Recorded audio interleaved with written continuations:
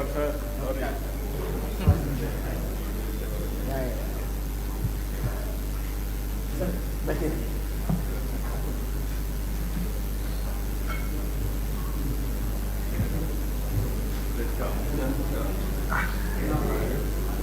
Hi, nice to meet you. From State for Communication. I have heard about you. Oh, thank you. Hope it's not bad. No, it's always good. Good people doing good work.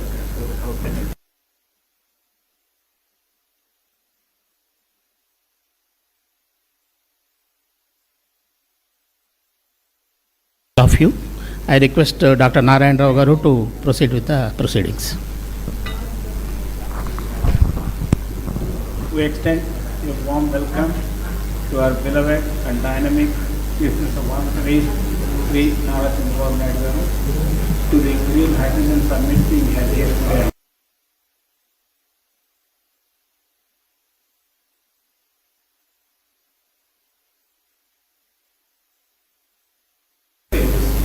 Like Pranavtanti and others.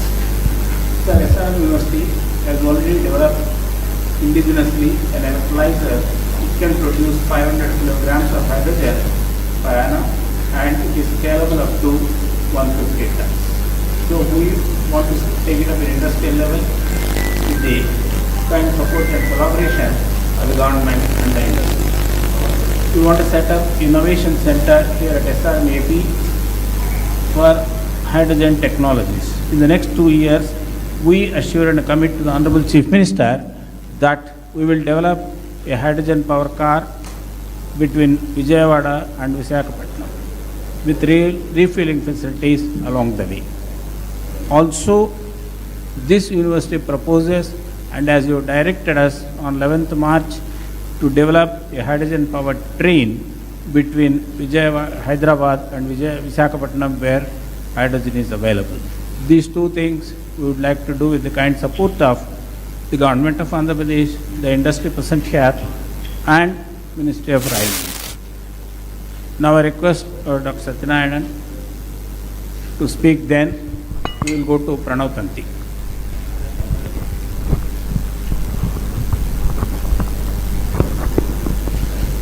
First of all, I would like to welcome the Chief Minister, the Honorable Chief Minister, for this hydrogen summit.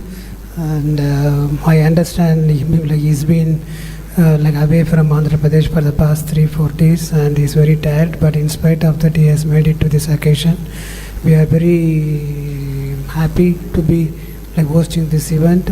As Professor Rao told, we will be interested in producing hydrogen in the university, but for the industry, and also we would be interested in doing a prototype for a hydrogen train which can run between Vijayawada and the Visakhapatnam.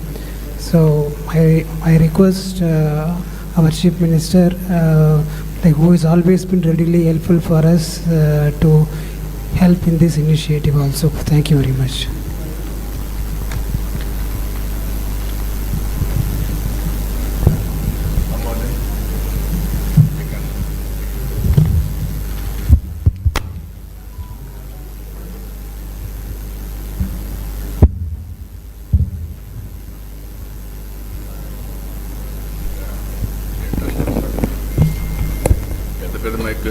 Latest must be ahead of times. Okay, now I am very happy to come this interaction session. After that, inaugural session will be there. 2 days, all of you are going to be here to finalize the agenda. Green Hydrogen Summit 2025. I welcome all of you. I want to hear from you now. We are taking all initiatives, how to go about brief introduction of the subject. Then we'll go to main meeting. I am assuring you, what all you bring new ideas and innovations. We are here to execute and produce proof of concept in a big way. That will be replicated nationally and globally. And also we will follow wherever there is a best practice or innovation, as it is, we will adopt it. We will work plus on that. That is our intention. I am very happy. Now we can interact. Sir, now I request Pranav Tanti, CEO and President of Switzerland Group, and they are very keen to invest for production of green hydrogen. I had a brief discussion with Pranav Tanti. They want to produce 40,000 tons of green hydrogen in Andhra Pradesh, provided the Honorable Chief Minister will provide necessary facilities. So now I request Pranav. Respected sir, other dignitaries, thank you so much for this opportunity. So I'll just spread a different version of Synergen, which is our company. Suzlon is obviously a wind turbine manufacturing company. Synergen is in the green molecules, green fuels. We have currently advanced stage development in Texas, Houston. 40,000 tons of hydrogen capacity and 200,000 tons of ammonia, green ammonia.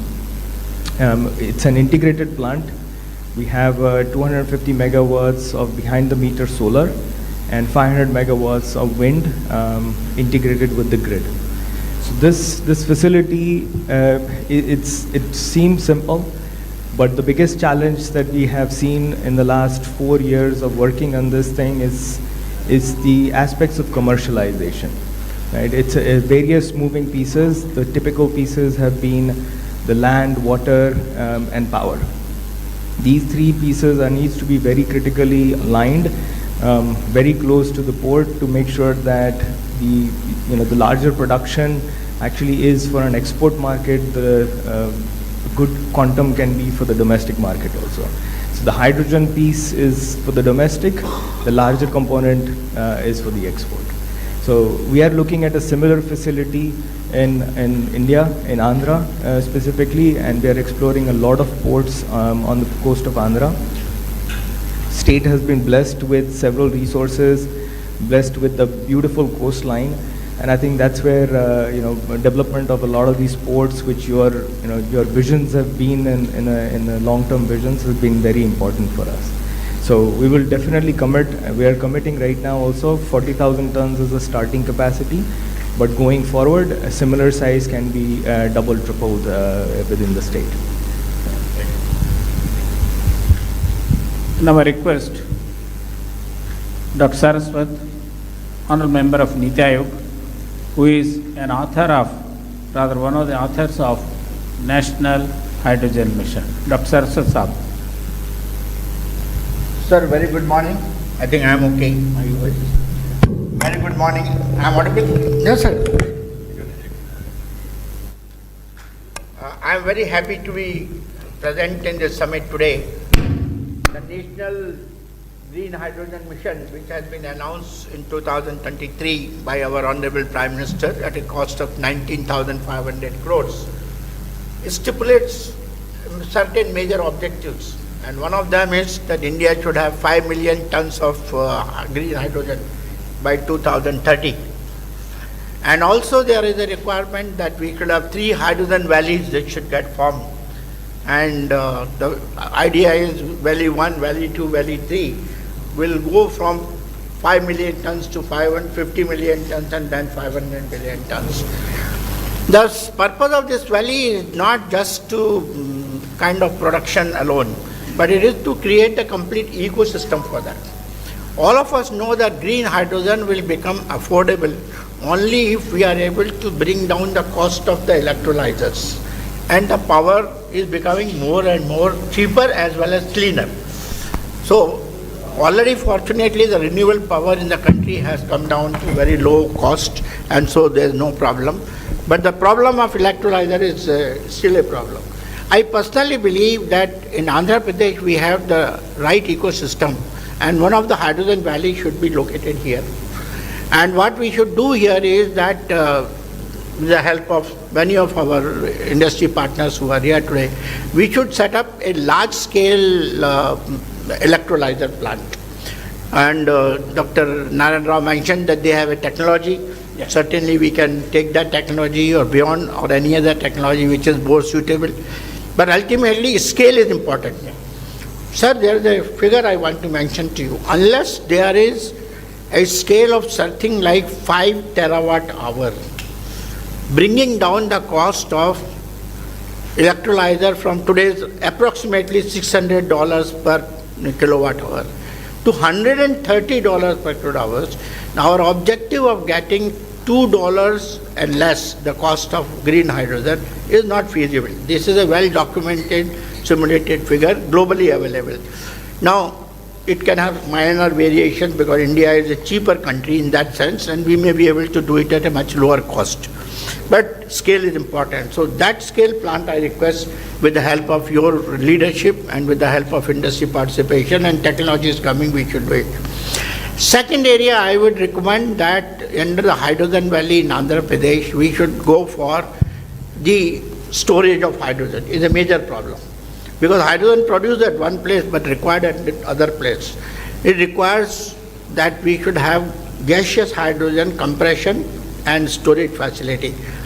In India today, there is no large-scale type 4 cylinder facilities available in the country. Small scale somewhere is happening. We need to set up a large-scale type 4 cylinder plant here.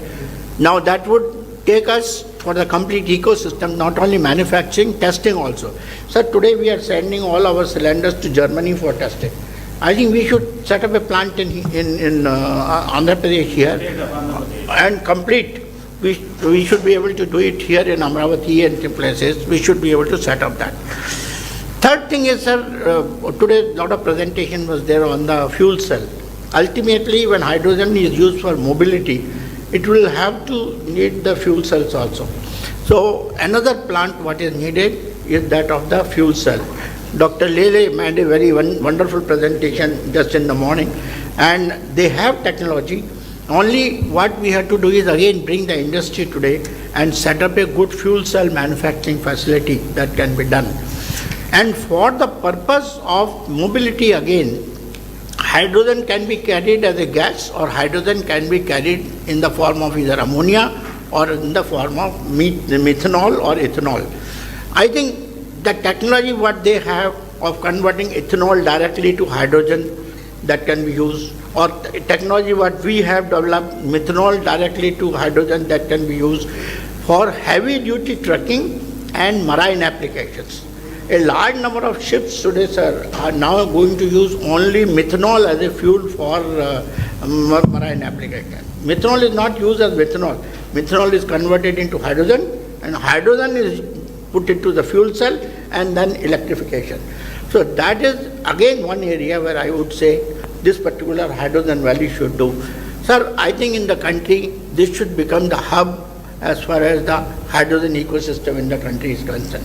Only one request I am making. Till such time the cost of green hydrogen comes down, other forms of hydrogen also we should not shy away. Actually, I want to mention to you that in G20 last year, year before last, we had made all the foreign countries to agree from Niti Aayog that we will work for clean hydrogen. We will not work for only green hydrogen. Our ultimate aim is green hydrogen because that is the zero carbon. But affordability is important, and if I want my steel industry to become a user of the hydrogen or refineries to become user of green hydrogen, the cost has to come down. Blue hydrogen is available, so we should be able to do that today, and it can be produced from number of sources. We can have biomass, we can have coal, we can have natural gas, many other things, and those things. All these things can be done in our this state, and under your leadership, with the help of industry, I think we should be able to do that. Thank you. Sir, now I request Dr. Ashish Lele, Director, CSIR, National Chemical Laboratory. As Dr. Sir mentioned, they have developed the technology to a matured level. Now Dr. Ashish Lele. Thank you, sir. Thank you for giving this opportunity. I am the Director of National Chemical Laboratory, a premier CSIR lab in the city of Pune. We've started working in the fuel cell development area since 2005, and we have come to a stage where we can produce with our industry partner anywhere between 20 to 100 kilowatt fuel cells as standard modules. And then these are modularized. So if you want 200 kilowatt, it will be 2 modules of 100 kilowatt. So depending on which application we are looking for, all of these applications can be configured with the right kind of fuel cells. This is a fully indigenous fuel cell. Every component within the fuel cell also is now indigenized. So we have set up the whole ecosystem.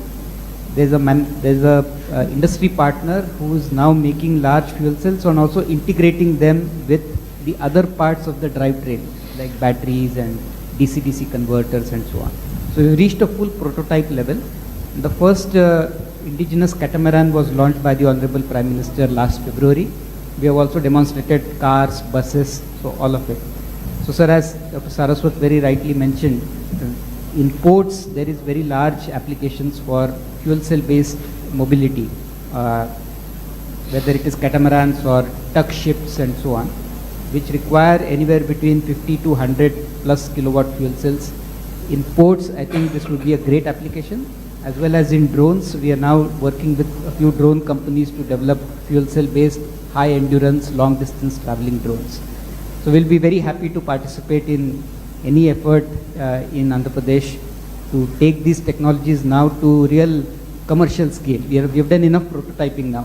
We are looking for opportunities to now scale up and commercialize. So very, very helpful. Thank you. So the Honorable Chief Minister is kindly aware that AM Green has set up their plant in Kakinada with a goal of producing 3 million metric tons of green ammonia. Now I request Dr. Ramkumar, CTO of AM Green. Sir, respected sir, good afternoon and thanks for this opportunity. So I represent two group companies, Greenco and AM Green. Greenco is a renewable energy company which produces green electrons, and AM Green is the green molecule company which is launched last year. So as Professor D.N. Rao was mentioning, already the Nagarjuna Fertilizers was acquired by us in Kakinada, and now there is a very brisk activity going on to convert this Nagarjuna Fertilizer plant into 1 million metric ton to start with 1 million metric ton of green ammonia. And to support that, sir, we are setting up 1680 megawatts of electrolyzer capacity for producing green hydrogen, because with green power and green hydrogen we are going to produce the green ammonia. And sir, you will be very happy to know that from Andhra Pradesh, for the first time in the country, we have finalized the supply contract for November 27 from Kakinada port to supply green ammonia produced in Kakinada all the way to Europe to Uniper, a company, German-based company. Already firm contracts have already been placed, sir. Our first supply will start by end of November 2027. And apart from this, sir, you are already aware, I was told that you and your other cabinet colleagues have already visited world's largest pump storage hydro project at Pinnapuram, which is nearer to Kannur. And sir, the distinction of this project is that it is a 2 gigawatt capacity storage where greenfield lower reservoir of water and upper reservoir of water has been created.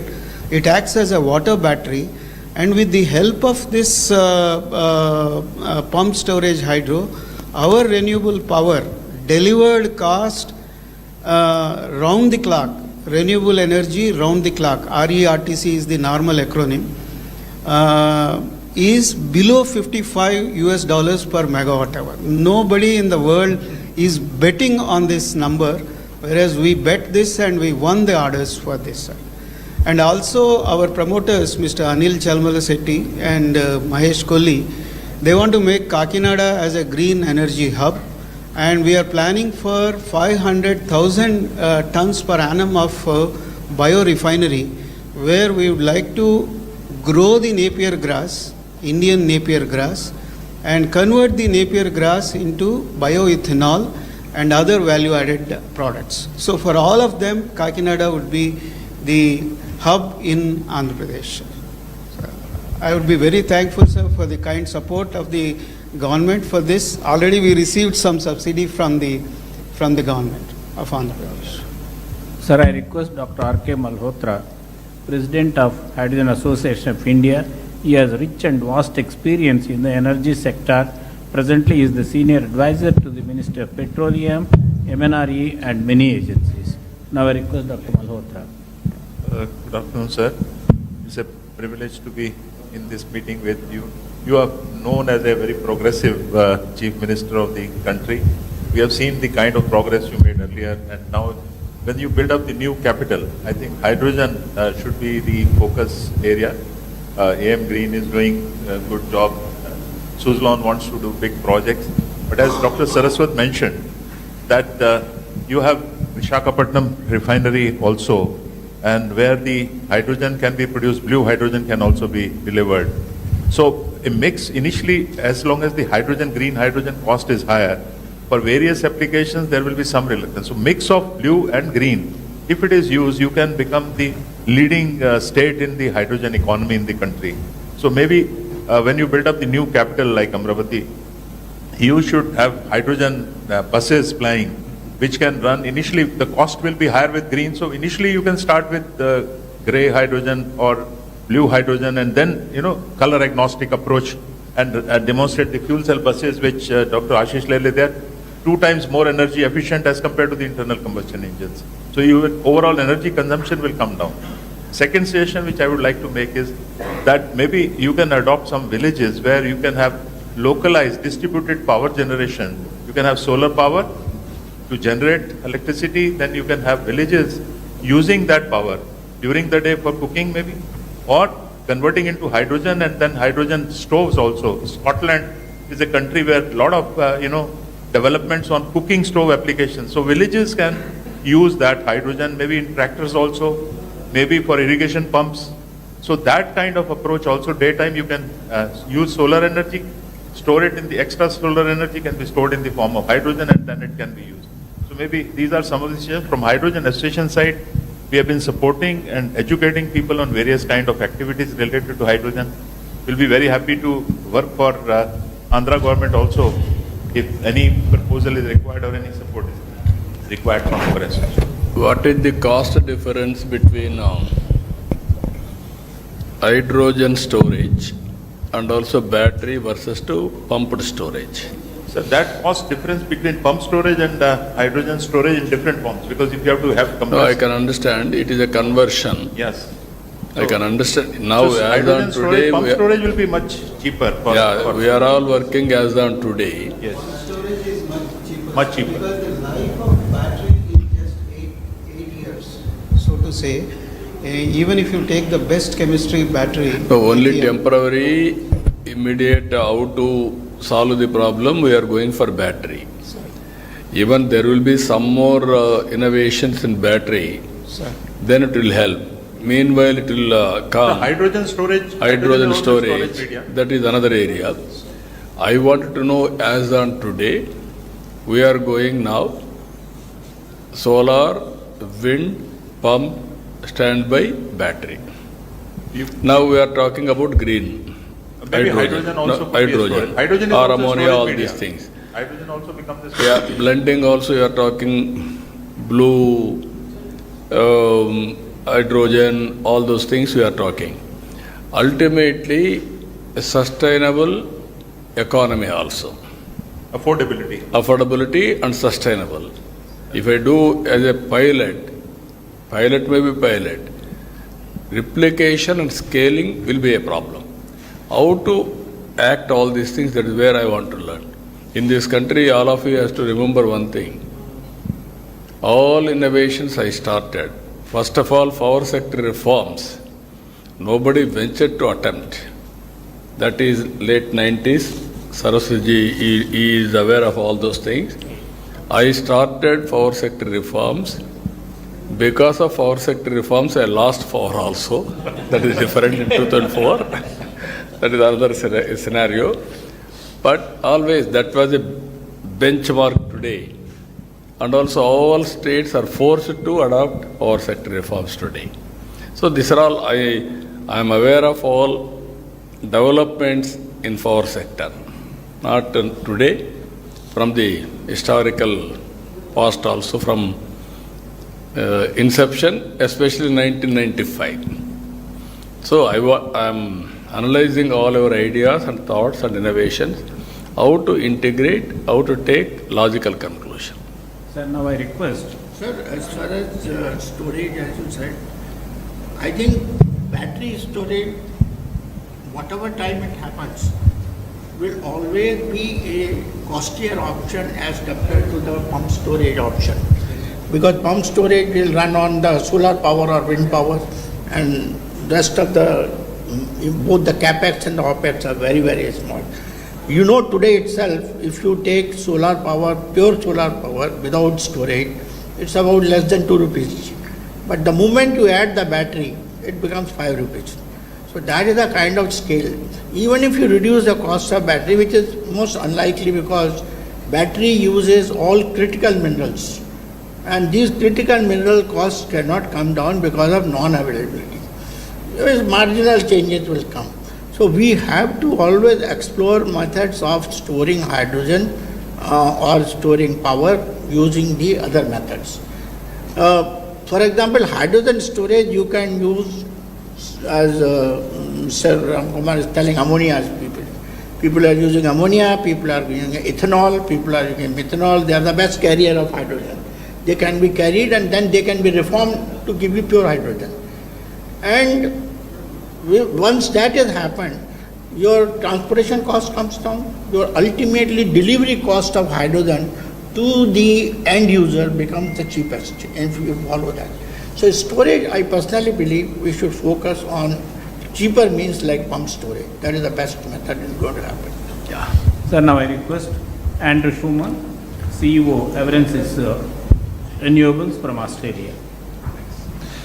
Thank you very much. Thank you for the opportunity to come and speak to yourself and everybody here today. I'd like to bring a little bit of a different perspective to the conversation, and that's the one of an investor. Unless we can really make green hydrogen a value proposition, then it's going to be very difficult to get the investment. And without substantial investment, it's going to be hard to be successful. So a bit about myself. I'm an engineer. I've spent a large portion of my life working with doctors and professors, helping them to build process plants and processes and then upscaling them to commercial scales. And so I appreciate the complexities behind that, and I was really happy when Seshidhar approached me to join Arvensis. The Arvensis group is looking to invest in excess of $100 million into India. And we're looking at areas such as technology, AI, 3D printing, and all those things. We're also looking at renewable energies, and we're also looking at e-waste recycling. Okay. And we've been really, really impressed with the vision that I've seen in India. You know, when I've looked at all of the documents and the research that I've done, the vision that the government as a whole, as national, and then yourself has really put forward to say, this is where India wants to go. I really wish that Australia would have that same vision and be so clear about it. People are very scared to commit to any technology, whereas you have been very, very good with that.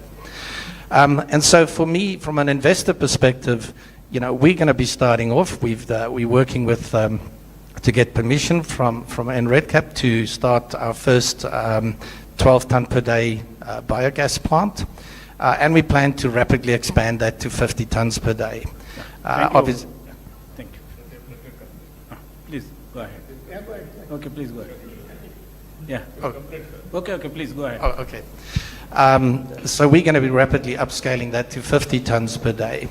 And we've always been looking at, rather than just staying at biogas, how do we extend that into green hydrogen?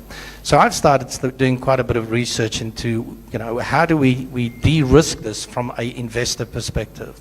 what are the things that we need to do to ensure that the demand side is there? And it was really good for me to hear the esteemed doctors all around the table all saying we need the demand side to get there. We need to get other applications other than just the fertilizer industry and the petroleum enrichment industries. We need to look at how do we actually increase the demand, and then on the other side, how do we look at the supply? Now, being a biogas provider or investor in that, I feel a little bit, like the orphan child. If I look at the scheme that's been put in place for the development of green biogas, it's all about electrolysis, okay? And the generation of green hydrogen from the biomass itself is really relegated to projects and research sort of initiatives. And so I would really ask, those are the two things that, we would like to participate and understand how can we help increase the demand side of the equation and at the same time work with you to de-risk in terms of the supply and the technology that's actually used on a biomass. So, okay. Before we close this discussion, I request the Honorable Chief Minister to address the industrialists present here. Friends, only I came here to learn more and also adopt all those new technologies, new innovations, ultimately how to reduce the cost of energy. Second angle, because of global warming, how to go for green energy. Once green energy, then towards downstream industries. Storage, ammonia, ethanol, so many innovative ideas. So I am very happy to listen all of you. 2 days you are going to be here. We are having a clear policy. Even our Prime Minister is working in a big way. 500 gigawatt capacity on green energy. That is his mission, with the downstream product also. What all you recommend, and then we'll start working in that direction. I am very happy, as a planning Niti Aayog member has rightly mentioned, Andhra Pradesh will be hydrogen valley. I am assuring you that it will happen. Towards that, how to bring all technologies for convergence and innovations for convergence. Both will work it out. Every year, if necessary, we will review our performance also from now onwards. Benchmarking, where are we? Next year, what is the target? Then how to move forward. You want to do any experiments, best place is Andhra Pradesh.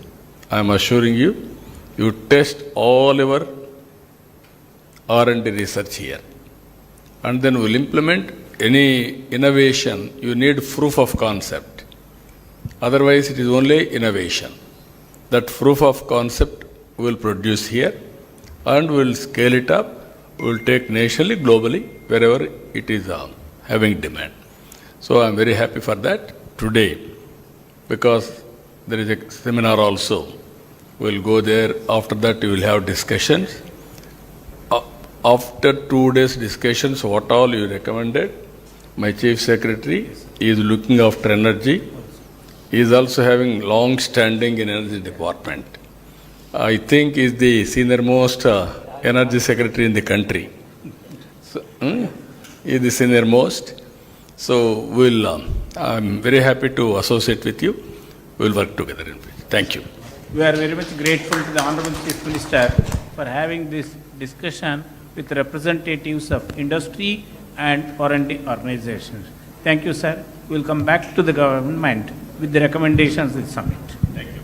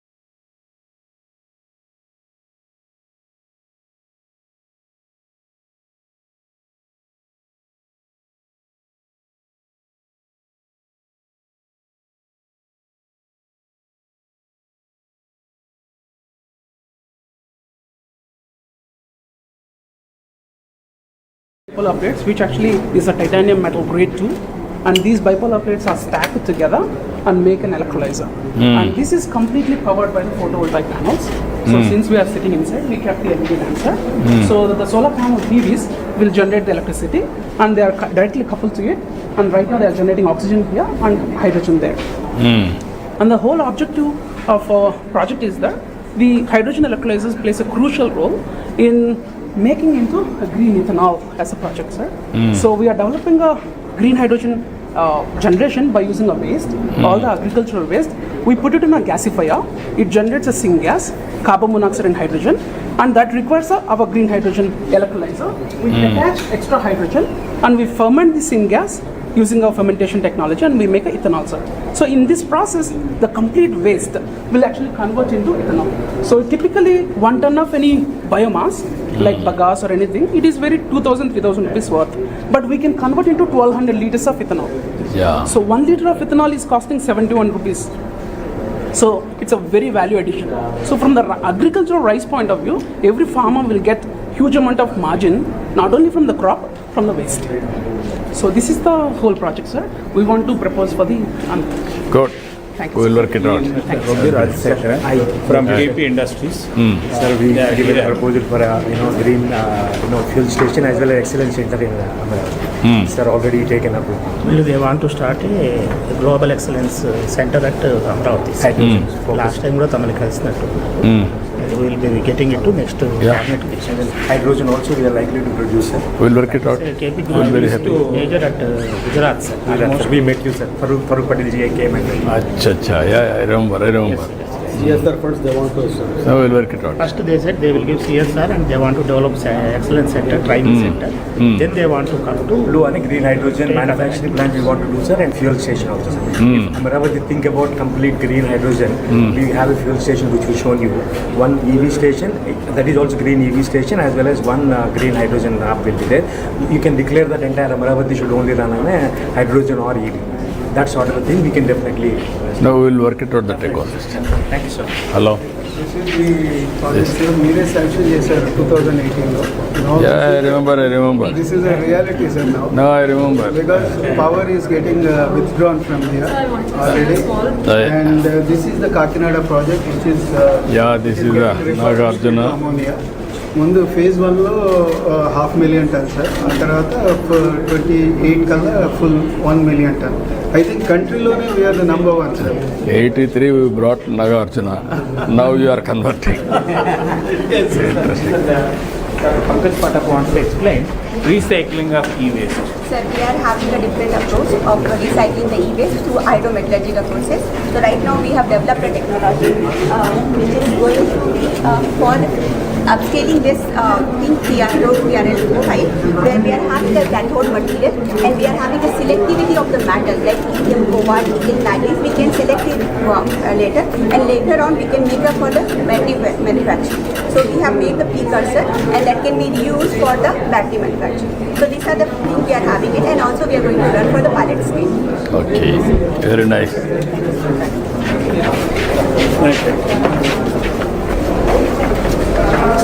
now we'll go for long break, sir. Yeah.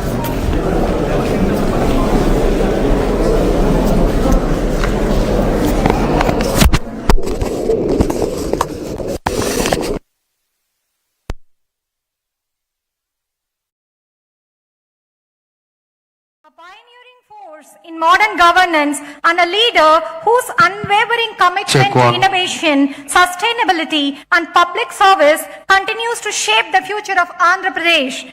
Thank you for gracing this summit, sir. We now request Professor D. Narayan Rao, Executive Director, Research, SRM Group of Institutions, to kindly lead the dignitaries onto the dais.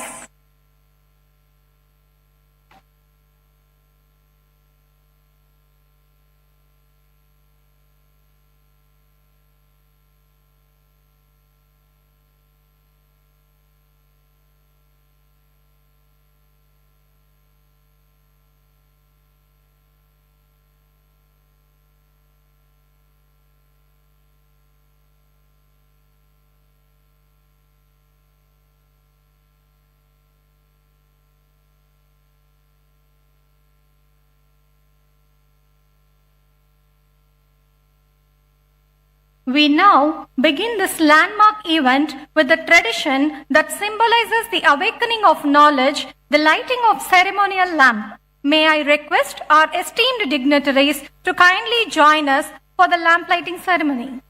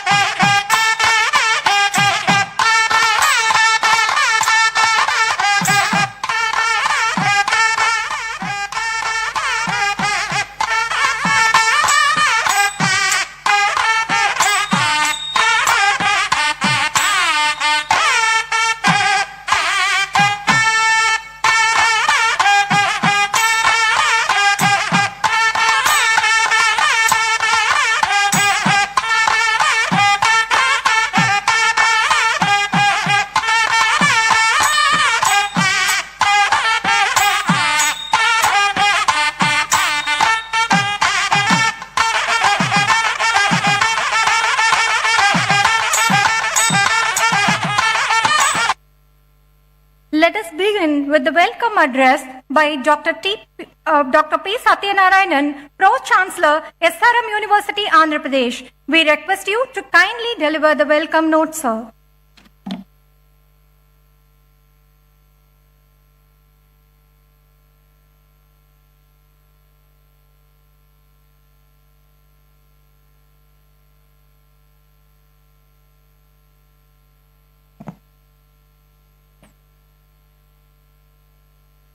A very good afternoon to you all. Esteemed guests, scientists, policymakers, innovators, and friends.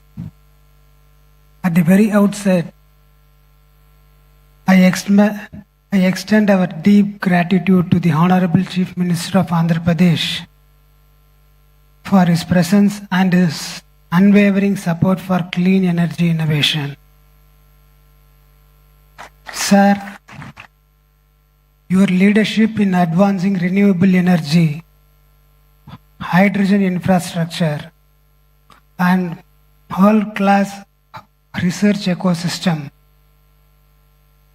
continues to inspire not us, the students and faculty, but the entire scientific and industrial community. I warmly welcome Dr. V.K. Saraswat, Honorable Member of Niti Aayog, Dr. Pemesini Chandrasekhar, Honorable Minister of State for Rural Development and Communications, Shri K. Vijayanand, Chief Secretary, Government of Andhra Pradesh, Dr. Ashish Leela, Director CSIR, National Chemical Laboratory, Dr. Sujit Pillai of National Hydrogen Mission MNRE, Dr. R.K. Malhotra, the President of Hydrogen Association of India, Mr. Pranav Tanti, the President and CEO of Synergen Green Energy Inc. USA, Mr. Anil Kumar, MD and CEO of Greenco, and all other distinguished delegates and the participants. It is a true pleasure to welcome you all here to this Green Hydrogen Summit, a platform that reflects our shared commitment to a cleaner, more sustainable, and forward-looking energy future. This is just not about saving the earth. It is about saving ourselves. The earth will continue to exist regardless of climate, temperature, and terrain. But we, the ecosystem that support the human life, need balance to survive. what's truly at stake is not the planet, but the environment stability we depend upon. Air we can breathe, water we can drink, and the temperature we can live with. Our ongoing dependence on non-renewable energy, fossil fuels that pollute the air, warm the planet, and degrade the ecosystem is pushing towards a future that is just not uncertain, but hazardous to human existence.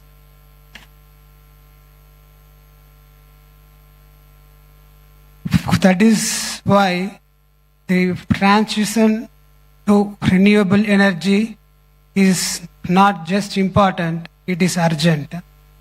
And in this transition, the green hydrogen has a very critical role. It is one of the few clean energy sources capable of addressing industry scale needs, long distance transport, grid level storage, and the areas where the batteries and the technologies fall short. Recognizing this, the Honorable Chief Minister has taken a pioneering step by launching Andhra Pradesh Green Hydrogen and Green Ammonia Policy in 2023. This policy outlines a clear vision to produce 500,000 tons of green hydrogen per year and 2 million tons of ammonia per year, backed by strong incentives. From ST reimbursements, electricity duty waivers, to land concessions and priority port access. These are not symbolic steps, they are concrete foundations to make Andhra Pradesh a national and a global hub for green hydrogen. And what makes this even more inspiring is the mindset behind it. It was on this very stage that Chief Minister once said, being a visionary is a problem. And yet, he chose to envision what others wouldn't, that courage to move ahead despite the weight of uncertainty is what defines his leadership and that makes history. At SRM, we believe in that vision and we are committed to growing with the Andhra Pradesh state. As the Andhra Pradesh builds Amaravati as a capital of the future, we at SRM University AP want to grow alongside it to be part of its transformation and history. In line with this vision, we are proud to announce the launch of the SRM Institute of Emerging Technology.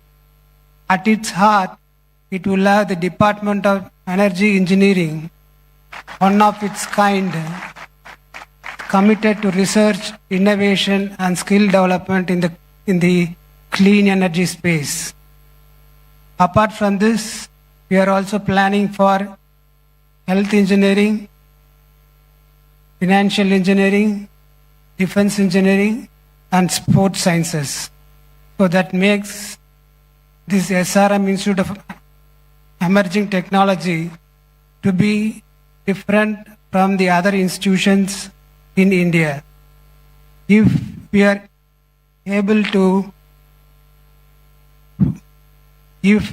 to be the last generation to depend upon fossil fuels, then the next generation must be the first to lead the clean energy revolution.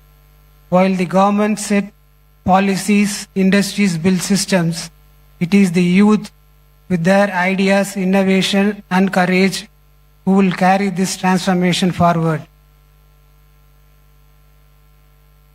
They must not just inherit the planet, they must be empowered to reimagine it. Let us not fail them. Let us ensure that this borrowed planet passed on to us by our ancestors is returned to the next generation in a livable, breathable, and a beautiful form.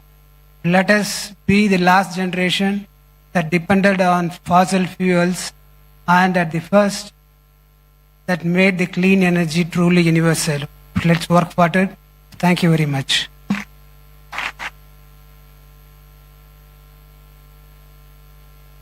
Thank you, sir, for your warm and inspiring words and for always motivating us to dream big. We now invite Professor D. Narayan Rao, Executive Director, Research, SRM Group of Institutions, to set the stage by introducing the vision and purpose of Green Hydrogen Summit.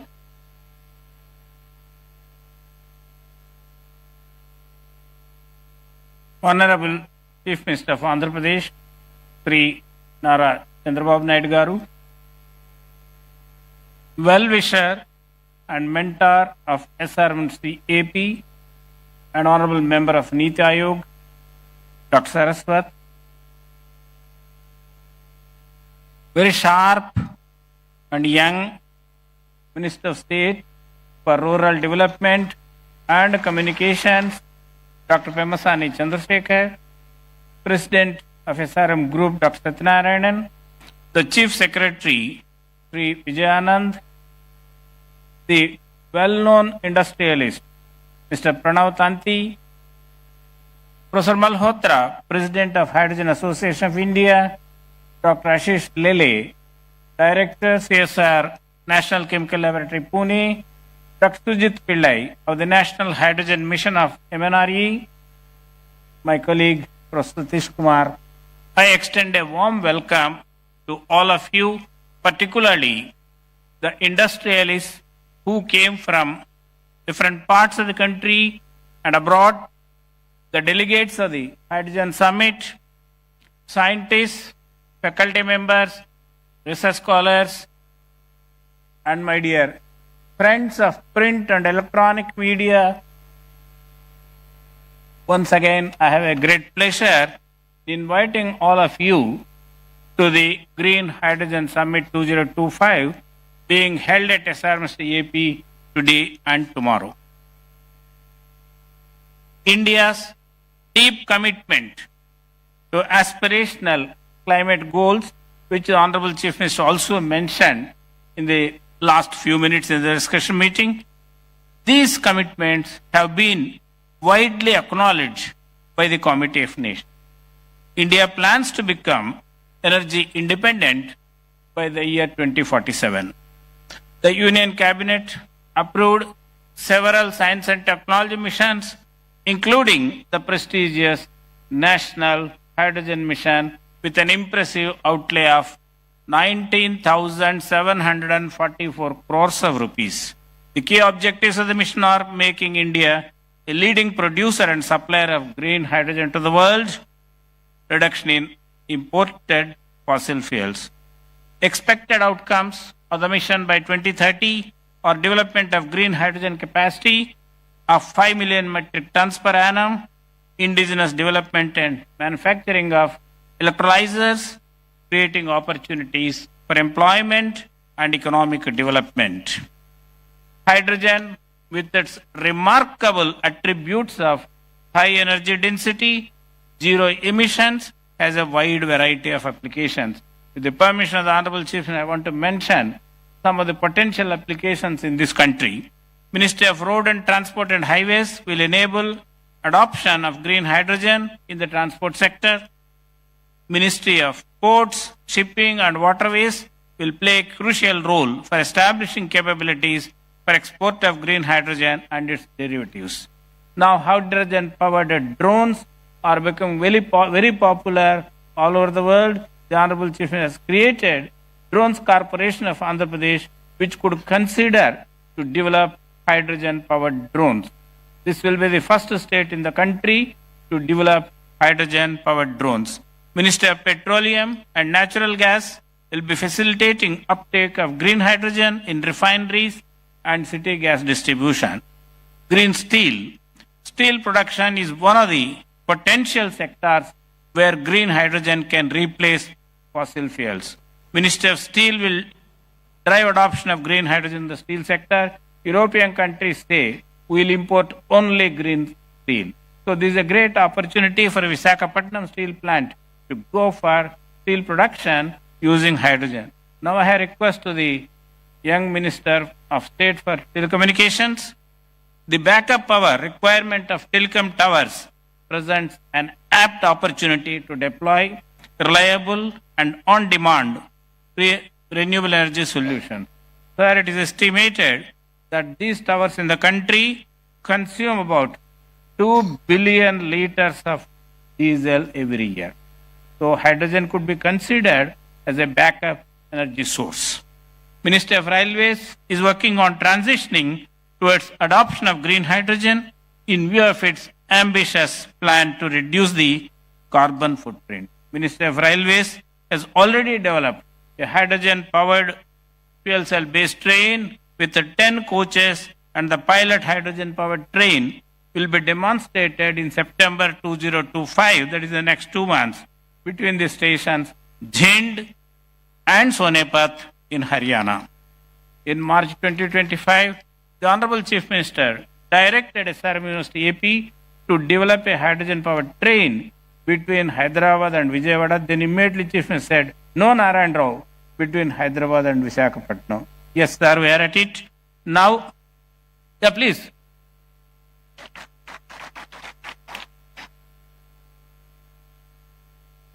SRM University has an MOU with the Integral Coach Factory of the Ministry of Railways to develop the hydrogen-powered train. Sir, we are at it, working under your direction. We earnestly request the kind support of the Honorable Chief Minister and the Ministry of Railways for the development of this hydrogen-powered train as a flagship project of the state of Andhra Pradesh. Sri Chandrababu Naidu, as an intellectual, is attracted by the aesthetic beauty of science and technology. And as a people's leader, he is greatly attracted towards technology and the promise it holds to transform the state of Andhra Pradesh and its economic development. Let's give a big applause to the aligning with the ambitious plans of National Hydrogen Mission and with a foresight that the first entrance into the business of hydrogen can reap more benefits than others, our visionary Chief Minister has made Pudimadaka near Visakhapatnam as the first and the largest hub of green hydrogen in the country. The Visakhapatnam Hydrogen Hub will be producing about 1.5 million metric tons of green hydrogen per annum, 3 million metric tons of green ammonia, methanol, etc. Green hydrogen produced at Visakhapatnam could be used by Visakhapatnam Steel Plant, HPCL, NTPC, fertilizer industries, and many others. Sir, I am glad to inform the Honorable Chief Minister and the august audience present here that the faculty members of SRM University AP have indigenously developed an electrolyzer which the Honorable Chief Minister just now visited. This can produce 500 kilograms of green hydrogen per annum, and it is being demonstrated during summit. It is scalable to produce 150 tons of green hydrogen per annum. We request the Honorable Chief Minister to consider industry, university, government collaborative venture. We propose to establish an innovation center at SRM University AP to develop indigenous technology to produce, store, and utilize hydrogen as a green fuel. The goal of the proposed center in the next 2 years would be to develop and demonstrate a hydrogen-powered car between Vijayawada and Visakhapatnam, and with refueling facilities along the way. At present, hydrogen costs about 350 rupees per kilogram, which can fuel a car for a distance of 20 to 35 kilometers.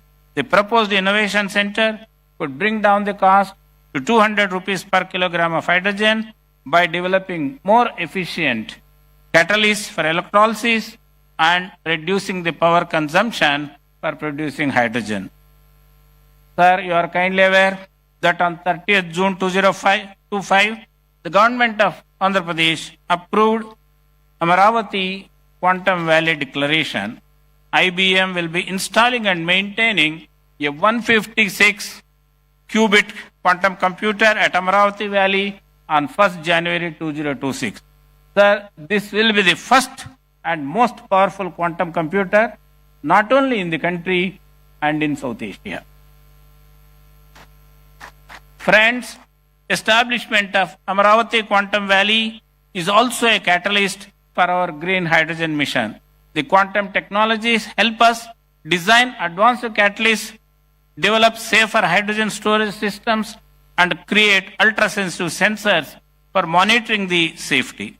With the quantum simulations, we can reduce the cost of hydrogen and increase the efficiency of green hydrogen production. Looking into the future needs courage and insight, and fortunately, our visionary Chief Minister has both. Let's give a big applause. During the exciting decade of 2014-24, the Government of India launched several SNT missions, including the National Hydrogen Mission, National Quantum Mission, National Semiconductor Mission, National Mission on AI. The state of Andhra Pradesh has taken up these missions at an unprecedented fast pace. Dear friends, with all these technological advances and the vision and dynamic leadership of our beloved Chief Minister, the state of Andhra Pradesh will be very different from what it is by 2047, Swarnandhra 2047. Jai Hind, Jai Bharat, Jai Vigyan. Thank you. Now I request all of you to give a standing ovation to this dynamic, visionary Chief Minister.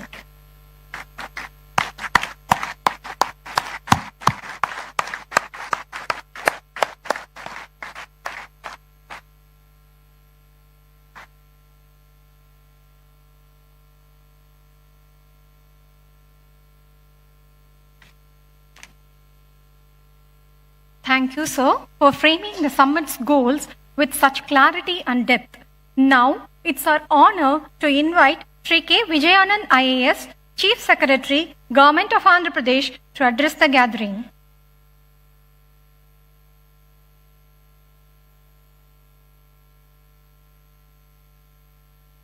Honorable Chief Minister of Andhra Pradesh, Sri Nara Chandrababu Naidu Garu, Honorable Member of Niti Ayog, Dr. V.K. Saraswat Garu, Honorable Minister of State for Rural Development Communications, Dr. Chandrasekhar Pemasani Garu, Pro-Chancellor SRM University AP, Dr. P. Satyanarayan Garu, distinguished guests, esteemed faculty, students and industry leaders and media.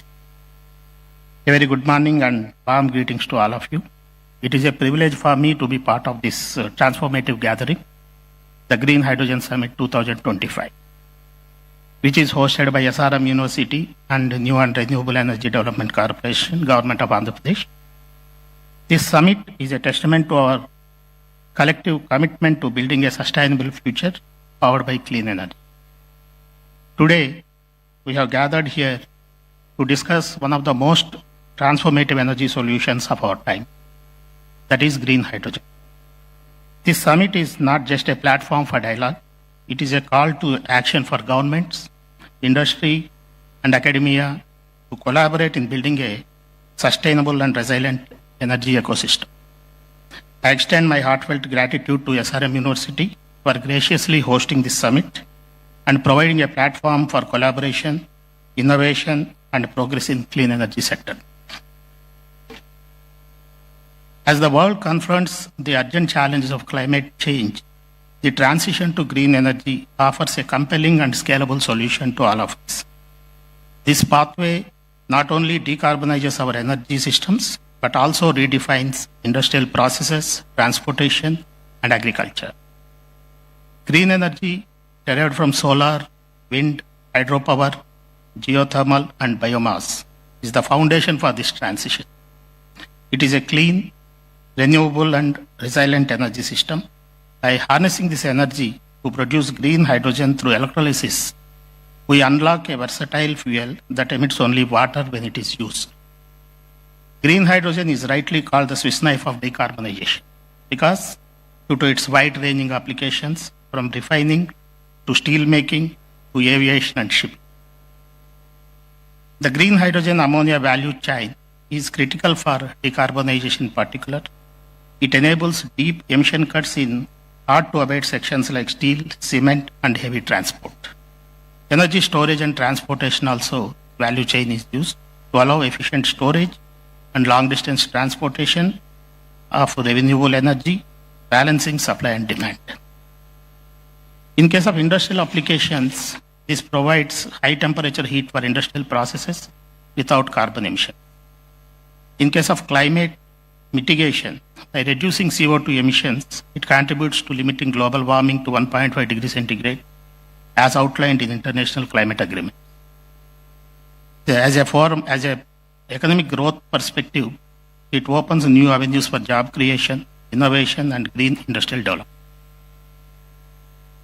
Looking and taking all these factors into consideration, Government of India has made significant strides in promoting green hydrogen as a cornerstone of its clean energy transition. National Green Hydrogen Mission is launched in January 2023. Is the India's flagship initiative to promote green hydrogen.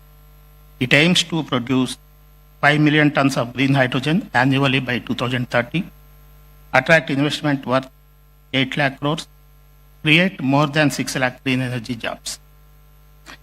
The Strategic Interventions for Green Hydrogen Transition is a program supported with NGHM. It provides for 17,490 crores allocated from 2023 to 2029 as production-linked incentive PLI scheme for electrolyzer manufacturing and hydrogen production. India aims to reduce the cost of green hydrogen from $4.5 in 2023 to $1 by 2030 by leveraging low-cost renewable energy, domestic electrolyzer manufacturing. And India is also focusing on infrastructure and export strategy and building a scalable hydrogen ecosystem for industrial and transport. Strategic partnerships through India, Middle East, Europe Economic Corridor to boost hydrogen exports. Government of Andhra Pradesh, under the visionary leadership of our Honorable Chief Minister, Sri Nara Chandrababu Naidu Garu, we are playing a strategic role in this entire program. Andhra Pradesh is proud to be at the forefront of this India's clean energy revolution. With abundant RE resources, a proactive government, and a thriving industrial base, we are ready to become Green India, green hydrogen powerhouse. Under Swarnandhra Vision 2047, we are committed to become a hub for clean energy innovation and green hydrogen exports. The state has launched Andhra Pradesh Integrated Clean Energy Policy 2024, which provides a comprehensive framework for green hydrogen production and infrastructure, electrolyzer manufacturing, hydrogen-powered mobility and logistics, export-oriented hydrogen corridors. The state targets around 10 lakh crores of investment in clean energy, and the state is offering capital subsidies, GST relief, stamp duty concessions, and incentives for battery storage systems to attract green hydrogen and renewable energy investment. Recently, India's first integrated green hydrogen hub by NTPC Green Energy, where Government of Andhra Pradesh New and Renewable Energy Development Corporation is also involved. The Honorable Prime Minister has laid foundation stone for 1,200 tons per day green hydrogen at Pudimadaka in January 2025. You are also aware 1 MMTPA green hydrogen based green ammonia manufacturing facility at Kakinada by AM Green Ammonia Private Limited they have already started. They did the groundbreaking, already started the work with an investment of 12,000 crores and creating 2,600 jobs.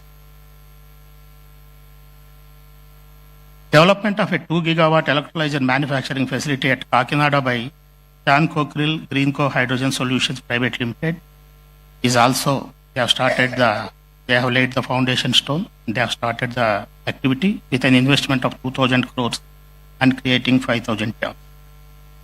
We are also happy to announce that India's first pilot project blending green hydrogen with LPG for industrial heating with an annual green hydrogen capacity of 25 tons per annum at Rockman's Tirupati facility by Hero Future Energies and Rockman Industry. The total investment is approximately 1,000 crores with 2,000 existing employees at the factory.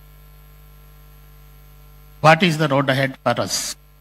While these challenges remain, such as high capital costs, energy losses, and storage complexities, our path forward is very clear. There is a need for policy support and subsidies for early stage investments, which by our policy we have provided the best of the industry kind of incentives in this sector. International supply chain development is also one thing important, and continued R&D for efficiency and cost reduction, academic and industry participation to drive innovation.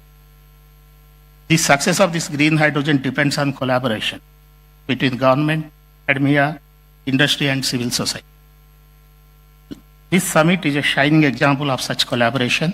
It brings together thought leaders, innovators and policy makers to chart a roadmap for a cleaner and more resilient future. I urge all the stakeholders who are present here to continue this dialogue beyond today. Let us build pilot projects, share knowledge, and create scalable models that can be replicated across the country. As we look ahead, let us remember that the transition to green hydrogen is not just about technology, it is about vision, it is about courage, and it is about commitment. And Andhra Pradesh stands ready to lead, and we invite all of you to join us in this journey. Together, let us make Andhra Pradesh a model for sustainable energy and a proud contributor to India's green future. Thank you.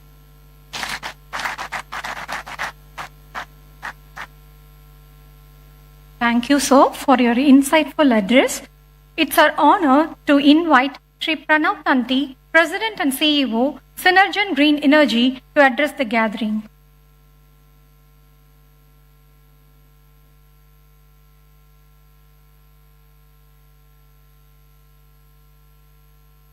Honorable Chief Minister, Chief Secretary, respected dignitaries, esteemed delegates, distinguished guests, I'm truly honored and humbled to stand here to welcome you.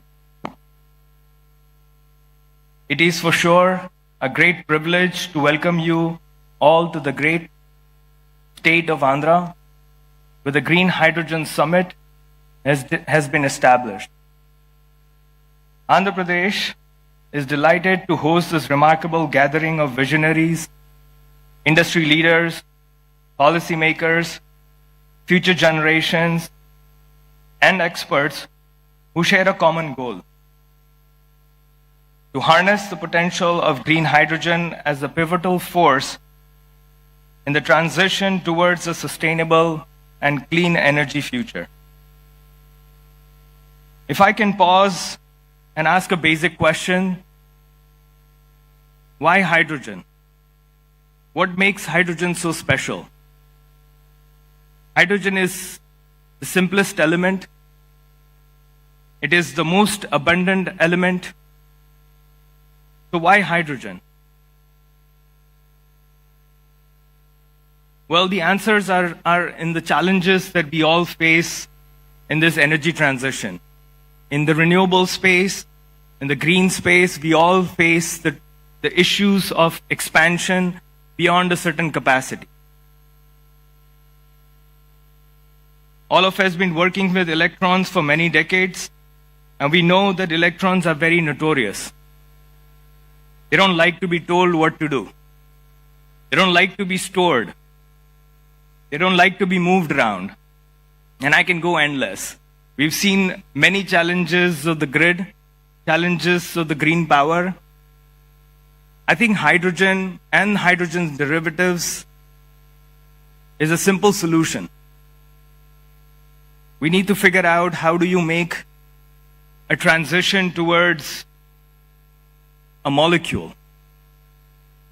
A green electron to a green molecule gives those answers. hydrogen is pivotal in transforming the electrons to molecules to unlock the potential to store, to transport, to consume the green electrons when you need it. Basically pivotal in displacing the fossil fuels.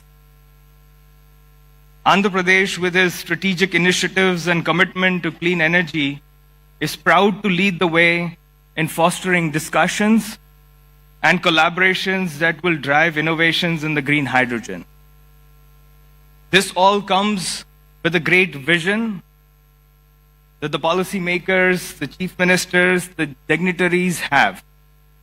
This summit serves as a vital platform for exchanging ideas, showcasing advancements, and exploring opportunities for collaborations across sectors. Our company name, Synergen, is coined using two terms, synergy and hydrogen. It's simple as it stands. We strongly believe that the key to unlocking the next phase of expansion is undoubtedly collaboration. We all need to come together as one force to make it a success. We are in the advanced stages of development of green hydrogen and green ammonia manufacturing facility with a capacity to manufacture 40,000 tons of green hydrogen in the state of Texas in US. With this anticipation, we believe that the commissioning is possible in 2028. And a combined capex of renewable energy and a green fuel of $2 billion. This was only possible because of the efforts we put in fostering partnerships and collaborations over the last 4 years.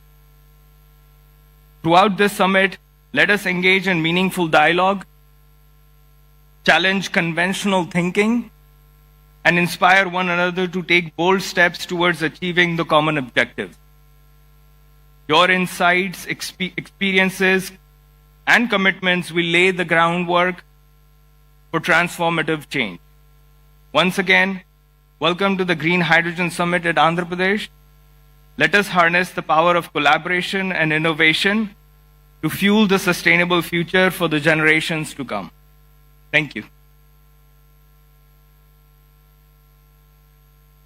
Thank you, sir, for your inspiring message. It's our immense privilege to invite a distinguished architect of India's science and technology policy, Dr. V.K. Saraswat, Honorable Member, Niti Aayog, Government of India. A driving force behind India's strategic advancements, Dr. Saraswat's insights continue to shape the nation's innovation landscape. We request you to deliver the keynote address, sir.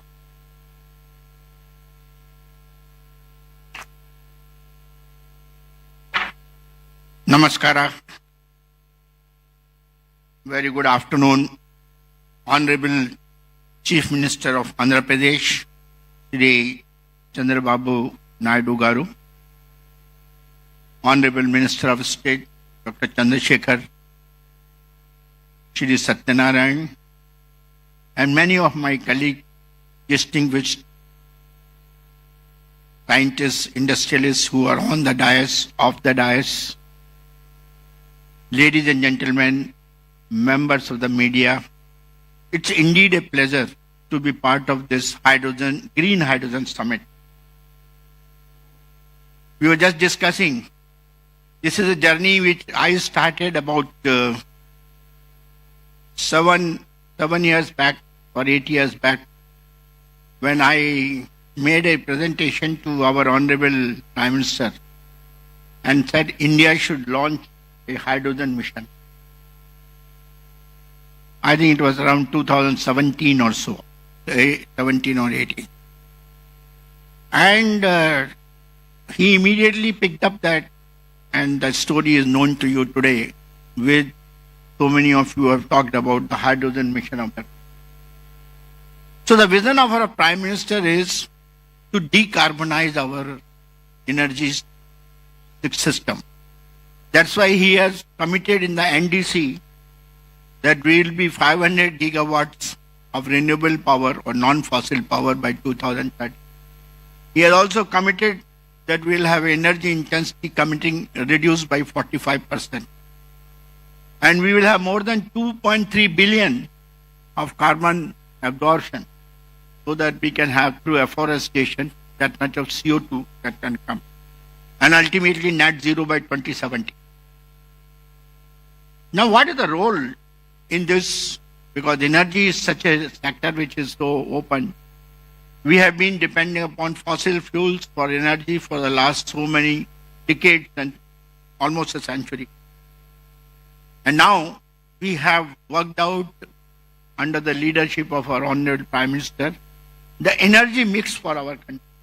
The energy mix for the country today is that we will work on mostly on the renewable energy. That's why we said 50% by 2030.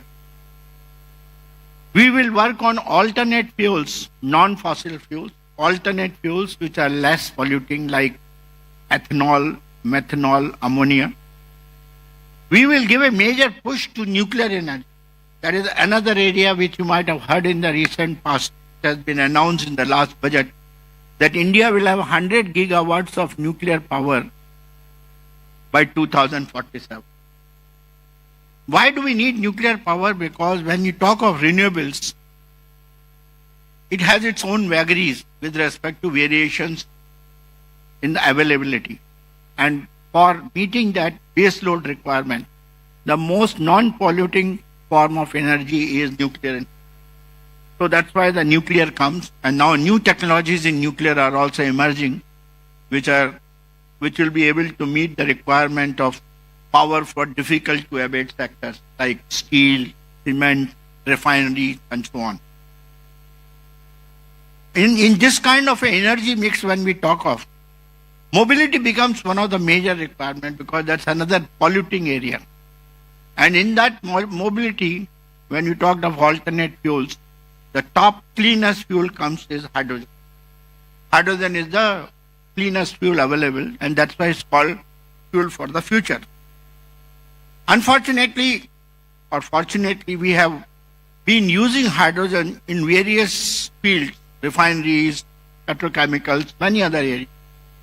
And we have been producing hydrogen mostly from the natural gas, sometimes from coal, and sometimes from biomass. After doing a lot of analysis, what are the various means of producing hydrogen, people have started giving it color. Somebody says gray hydrogen, somebody says blue hydrogen, somebody says pink hydrogen, turquoise hydrogen, white hydrogen. Now this kind of a color is mainly based upon what is the total carbon dioxide emission that takes place in the process of production of that hydrogen. That is what it's called, that color is given.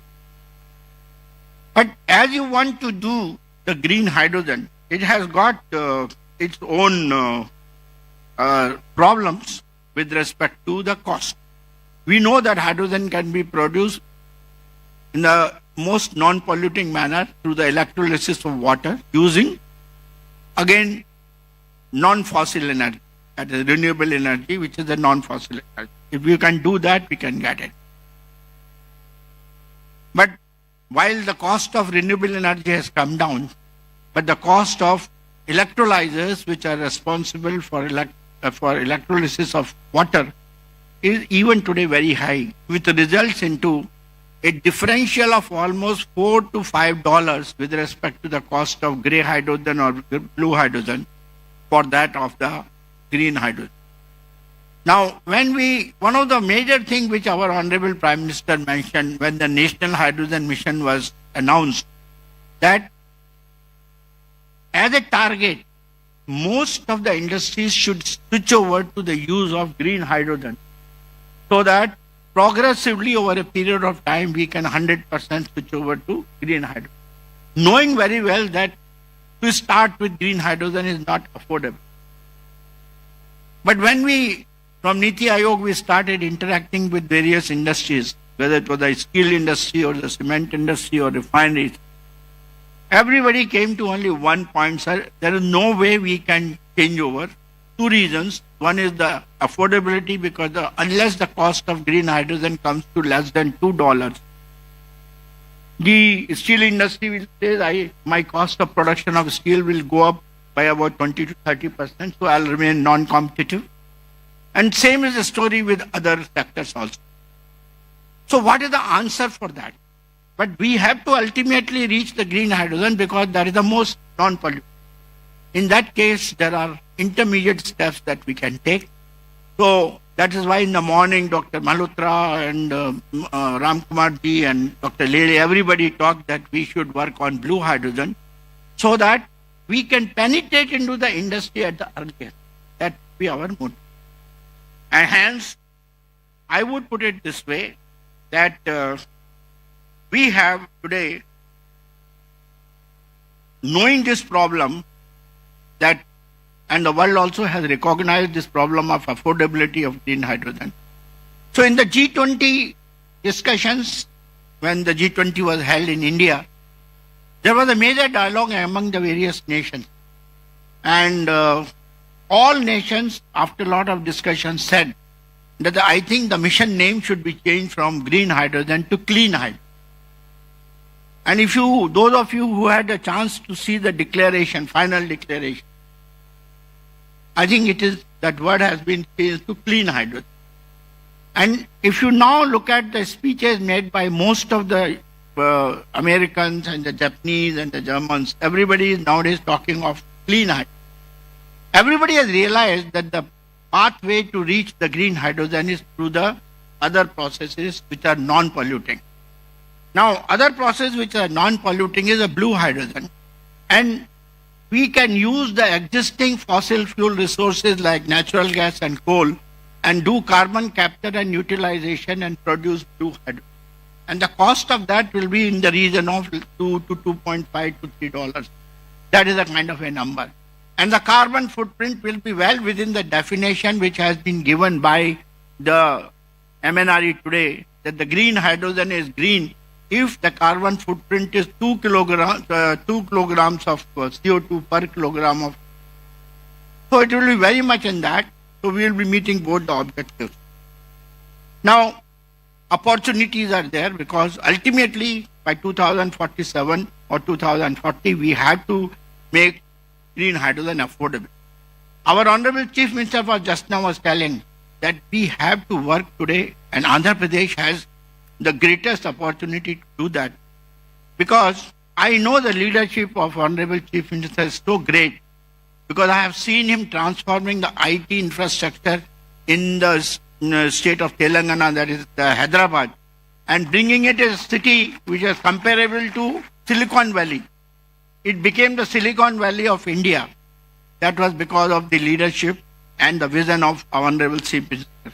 I'm quite certain that India's green hydrogen mission, which is green hydrogen, some numbers were already talked, so I'm not going to repeat. In Andhra Pradesh will be the valley of green hydrogen.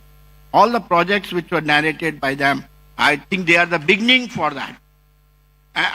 And I would put it this way, that we have to tread towards reducing the cost of hydrogen production, transportation, storage, and ultimately dispensation to whichever utility it is needed.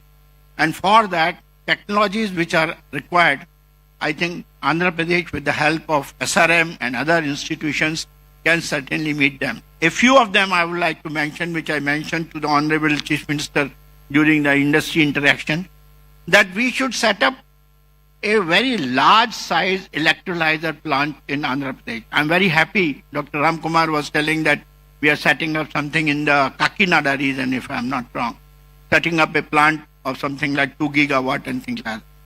But friends, as I gave the number in the morning, unless we have electrolyzer plant capacities to the hour, something like terawatt hours, and the cost of electrolyzer comes down from today's $600 to $800 per kilowatt to something like $130 per kilowatt, and the power cost is $20 per megawatt, then you will be able to get hydrogen at $2.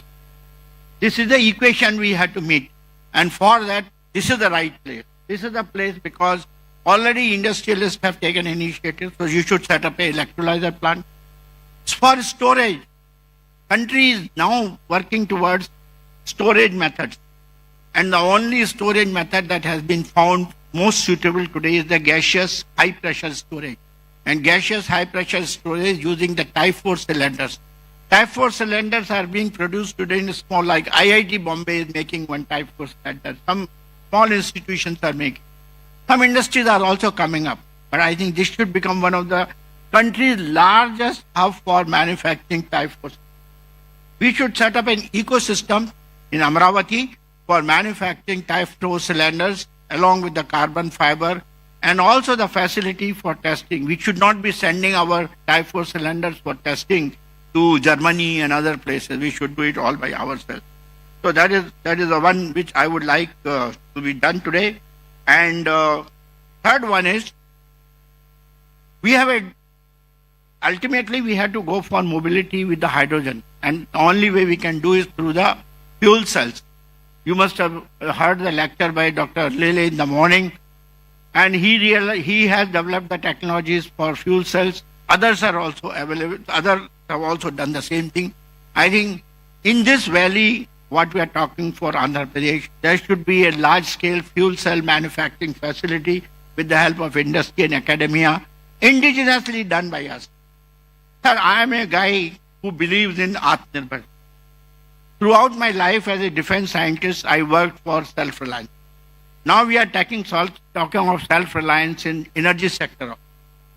There's no point in continuing to get all the solar cells imported from China and saying that I got 500 gigawatts of those solar. I want those solar cells to be manufactured here. That's why government has given PLI scheme. Electrolyzers PLI scheme, fuel cell PLI scheme. Now the time has come for us to take all of that into a large-scale production, make use of them, and make it more and more indigenous. And that is where Andhra Pradesh Hydrogen Valley will become the hub, and the leadership of our Honorable Chief Minister will be the big word, big guidance for all of us. The kind of work which was done for IT industry in Hyderabad, the same should be done under his leadership in Andhra Pradesh. I urge to all of you to participate in that. Thank you very much. Namaskar.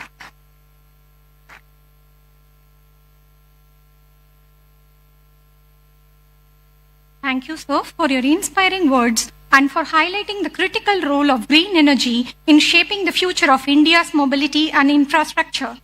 Now, I request Dr. Chandrasekhar Pemasani, Honorable Minister of State for Rural Development and Communications, Government of India, to address the gathering.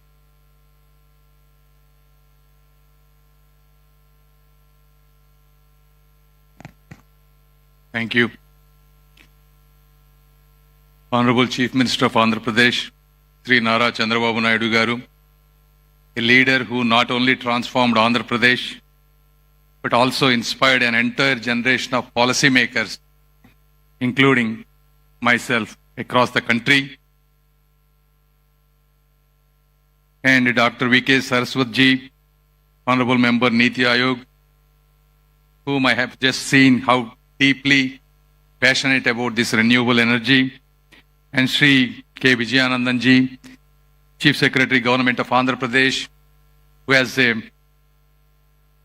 has longest experience in electricity and energy, and all the founders of this university, distinguished guests, including elite industrialists, entrepreneurs, researchers, innovators, media, and everyone. Thank you. Welcome to the gathering.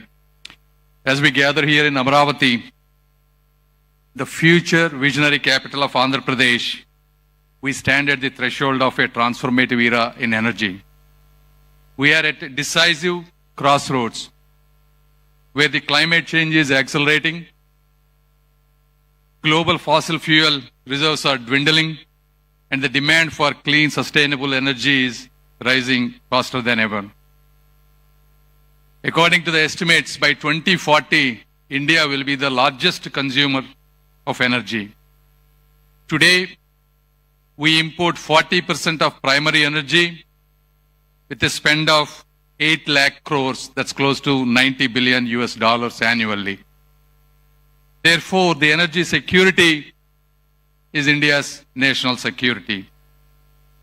In this process, green hydrogen is not a distant hope. It is the imperative that will architect the future of our nation, our planet, and the generations to come. As everyone has said, green hydrogen is produced through electrolysis, using water and renewable energy, emitting nothing but oxygen and a clean hydrogen. Though the concept of green hydrogen is not new, it is only in the past decade that technological advancements and declining costs of renewable energy, including solar and wind, have made it commercially viable. It holds the unique power to decarbonize the sectors that have stubbornly resistant to change, including steel, cement manufacturing, refineries, chemical, heavy transport, and so forth. Therefore, this is not just about energy, it is about reimagining industrial processes that have defined our economy over a century. And India is uniquely positioned to alter this course. Recognizing this, our visionary Prime Minister, Sri Narendra Modi ji, has come up with this renewable energy policy. India has 300 sunny days every year and a vast coastline ripe for both wind projects and solar power. India has an ambitious target of 5 metric million tons of green hydrogen by 2030. Therefore, the government of India has given a budgetary allocation of close to 20,000 crores. And the goal of these 20,000 crores is to reduce a current 8 lakh crore annual to every year 1 lakh crore reduction. So by 2030, we can largely get to independence in energy. Recognizing this national mission, and our Honorable Chief Minister, who is another visionary leader, wanted to take Andhra Pradesh to be the heartbeat of this hydrogen hub. If you look at his past history, when India was going through national energy crisis in 1999, he introduced bold power reforms despite political repercussions. No other chief minister has dared to do these kind of reforms other than Sri Nara Chandrababu Naidu garu. And these reforms laid the foundation for the state's energy advancements today, reducing cost through solar and wind integration. His vision transformed Telangana into a global height and innovation hub today. He is replicating the same today with the Amaravati as a technology-driven capital by coming up with innovative ideas, Quantum Valley and probably Hydrogen Valley soon, along with sports cities, defense clusters, things that are rarely be seen by many other leaders other than him. And Andhra Pradesh has set this hydrogen hub, our targets out of 5 million metric tons of India's target, he wanted to produce 20% of that, that is 1 million metric tons in Andhra Pradesh alone by 2030. And this is not just a vision. We execute this by relentlessly working hard. If you look at it, NTPC Green Energy is investing 1.85 lakh crore.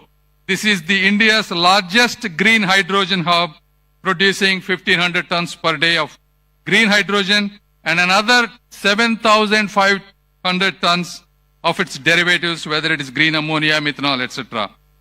And the second project, Hero Future Energies, this is the India's first green hydrogen plant, blending both hydrogen and LPG so that it's commercially viable. So these investments, along with our extensive ports, coastline, indicates signals to the world that clean energy can be scalable and profitable. Though, as our previous members have said, there are challenges. Cost is an issue. Globally, green hydrogen costs around $3 to $6 per kg, compared to gray hydrogen $1 to $2. Scaling up electrolyzer efficiency has been a challenge. India water scarcity is an issue. To produce 1 kilogram of green hydrogen, you need 9 liters of fresh water, and India's water requirements are doubling. Therefore, this is when the innovation is really important. Our Honorable Chief Minister has given huge lands for these universities, 100 acres, 200 acres, not just to set up world-class universities, to really innovate and problem solve, not just for Andhra Pradesh, but India and to the world. I mean, these are beautiful universities that were built with large investment, and we appreciate and thank the university. But at the same time, all these challenges, you look at the America, the Harvard, Stanford, Yale, these are the universities that solve large human problems. And we want SRM, WIT, and all the universities that are establishing here want to be the same way or probably better than them in the generations to come. And we have to solve these. What are the solutions, right? If you have the water scarcity, how can we do electrolyzers using salt water? How can we create lightweight storage? How can we create breakthrough in fuel cell chemistries? So these are all the things that both the industry, universities, and our government is always willing to do policy changes, whether it's tax breaks, subsidies, and the draft integrated plan of 2024. All of these must come together. With these right investments and government policies, we can create jobs and provide power to the rest of the world. And this is our moment to lead, to leap, and to leave a legacy. And I once again thank you for everyone being here and inviting me for this important conference. Thank you.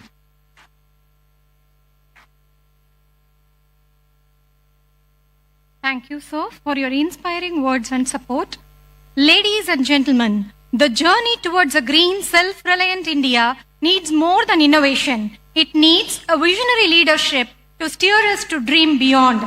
Today, we are honored to have with us our visionary leader who has transformed Andhra Pradesh into a hub of progress with remarkable strides in education, technology, infrastructure, and sustainable growth. His vision continues to inspire countless individuals and shape the future of our state. It is with great pride and deep respect that we now invite the statesman of our modern Andhra Pradesh, Honorable Chief Minister Sri Nara Chandrababu Naidu Garu, to share his vision and address this distinguished gathering.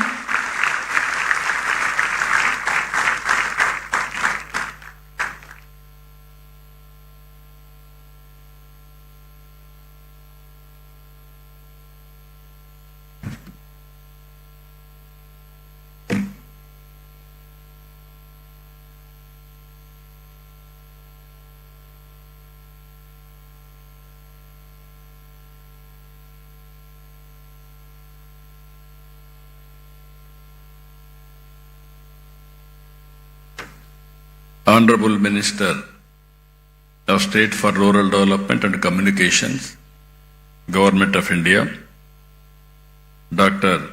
Chandrasekhar Pemmasani, Honorable Member, Niti Aayog, Dr. V.K.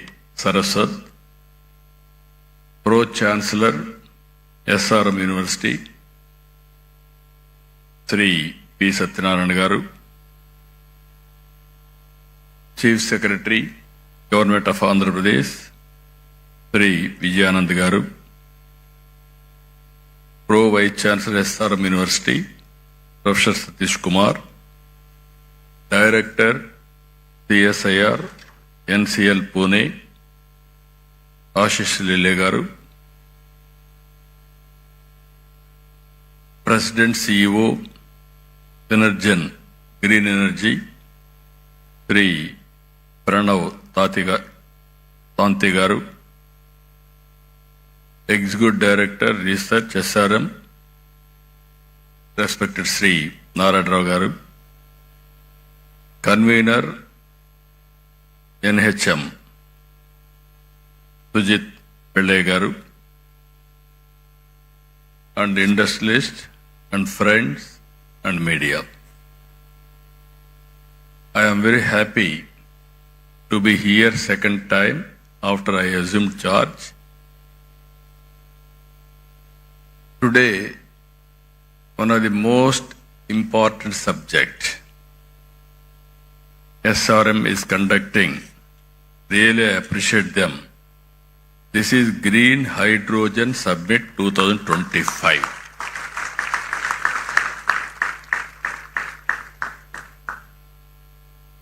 Why I am saying this is very, very important? I have seen transformation in energy sector and also fuel sector. If you can go back 40, 50 years back,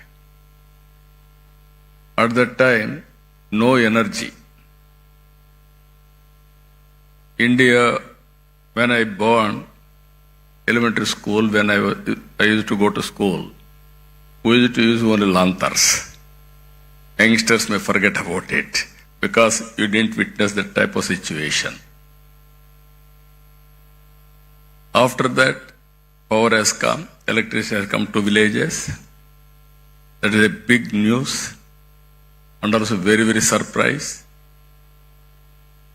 Then if you see after some time when I became MLA, there was a big problem of energy, low voltage, all pump sets will be totally spoiled.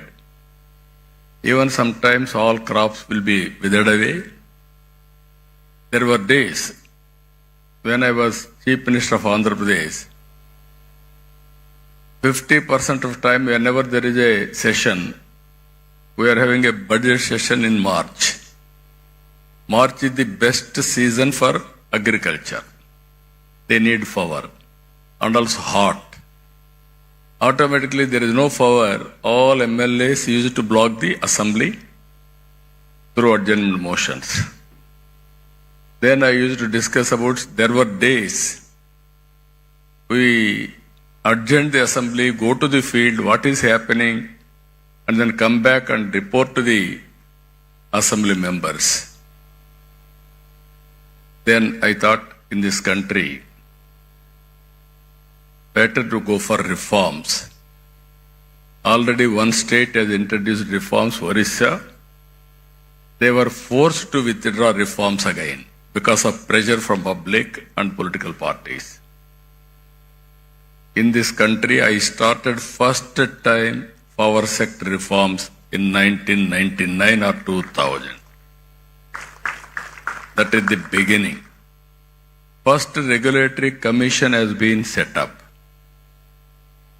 And also transmission, distribution, generation companies have come for more accountable and transparency and better delivery. We are able to manage power position very well at that time. If you see, sometimes we have to pay some price also. I brought power sector reforms. I lost power in 2004. Even all my MLAs, everybody told me, no, you are moving very fast because sometimes some reforms.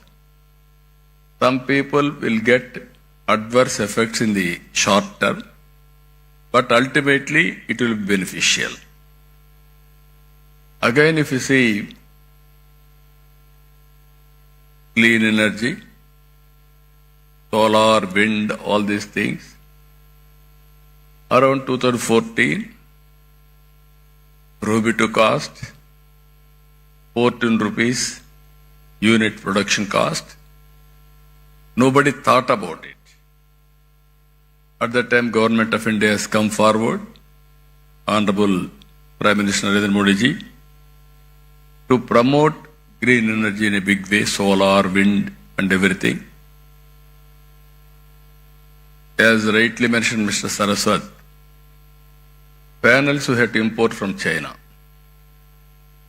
with a prohibitive cost also. So many challenges, opportunities. Then we have scaled up in a big way solar energy. Now it has come ₹2.20.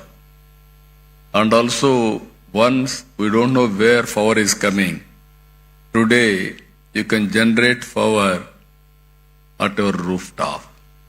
Even SRM can generate power, required power for the university campus. That is the stage today. Because of solar power is coming, but it is only daytime when there is sunlight. There is a wind power. It will come only evening, that too whenever there is a wind. Now, pumped energy, that is one more concept I started not now, around 95, 97, in Sri Salem. I started reversible pumps for peak load factor, how to manage. Then that has gone at that time, sometimes power demand also is changing according to situation. Earlier I had a problem, power shortage in the evening and also morning, 10 to 11 like that, because agriculture operations. Today, power is generated during the day. I don't have any problem in the morning. I need more power in the evening sometimes. Peak load out of balance. Now pumped storage energy has come. Battery has come. Battery is very costly. But ultimately sustainability is the problem and cost is the problem. Now we are all talking now. Clean hydrogen. That is where how to make it power cost effective and affordable. Either that is a very interesting experiment we are all thinking now. If you see global warming, all countries are moving how to go for green energy. If you see here, Honorable Prime Minister has announced 500 gigawatts non-fossil fuel energy by 2030. And also net zero by 2070. Clean hydrogen and its derivatives. We are aiming decarbonization. And we are discussing today and tomorrow here. This is where circular economy, recycling of water, recycling of energy recovery, so many things we are going to discuss. In this, Andhra Pradesh wanted to play very major role. There is one advantage I wanted to inform all of you. Andhra Pradesh, one advantage solar, second advantage wind, third advantage pumped energy, fourth advantage we are having beautiful sea coast, nearly 1,000 kilometers. Now green hydrogen, you wanted to, green hydrogen or ammonia, all these things you want to export, you need port facility. We are having 1,000 kilometers. Now people are coming to Andhra Pradesh because this is another advantage for us. Now in Visakhapatnam, our NetCap and Government of India NTPC subsidiary, they are going green hydrogen. Even Greenco is coming in a big way.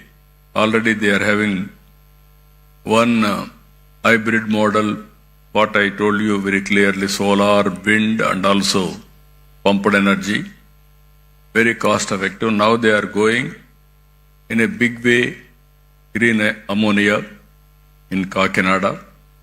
Even one more friend from England has come now to start basing on Krishnapatnam. Now every 50 kilometers there will be one port in Andhra Pradesh in the near future. That is our plan. So that I wanted to make it logistics hub. If you see water is available, even I can say my chief secretary, who is an energy secretary also, he had an abundant experience in energy. I started power sector reforms. He worked nearly 14 to 15 years in energy sector. No other IAS officer had knowledge about it. He had enough knowledge. With all these factors, what I wanted to announce here,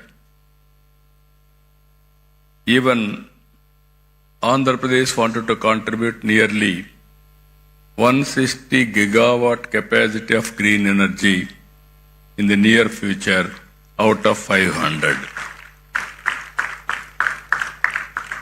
This is the policy we have announced with 10 lakh crores investment and also 7.5 lakh employment, and also green hydrogen and its derivatives 1.5 million metric tons per annum, electrolyzer manufacturing capacity 3 gigawatt, solar energy projects 78.5 gigawatts, wind energy projects 35 gigawatt, pumped storage energy 22 gigawatts. No other state is having this advantage. They may not have water or also hydrological balance also. Even we are going battery energy storage system 25 gigawatt forever. That is this is also needed as of today. Ethanol 15,000 kiloliters per day. Bio CNG, CBG 10,000 tons per day. Clean tech manufacturing 20 gigawatts. Mine module molecular. Even we are going electric vehicle charging infrastructure, nearly 500 stations. For this, we have given excellent incentives. You can go ahead. You can see incentives. Even incentives for electrolyzer manufacturing also one of the best policy. If anybody is giving better than us, you tell us, we will correct it, we will update it, we will provide all the incentives, number one incentives in the country. That is our commitment. So far, even so many companies have come. Even Reliance Industries has come. 500 compressed biogas plants. They are going to spend 65,000 crores. They are going to create 250,000 employment. Even Renew, largest RE complexes in the country, was held in Guntakal. They are going to spend 22,000 crores and also 1.50 gigawatt renewable energy project, along with one GWH PESS in 2 phases with the employment generation of 4,000. Even Power Renewable Energy Private Limited signed MOU. This is 7 gigawatt wind, solar, hybrid power projects with an annual estimated investment of 49,000 crores and employment potential of 33,000 employment.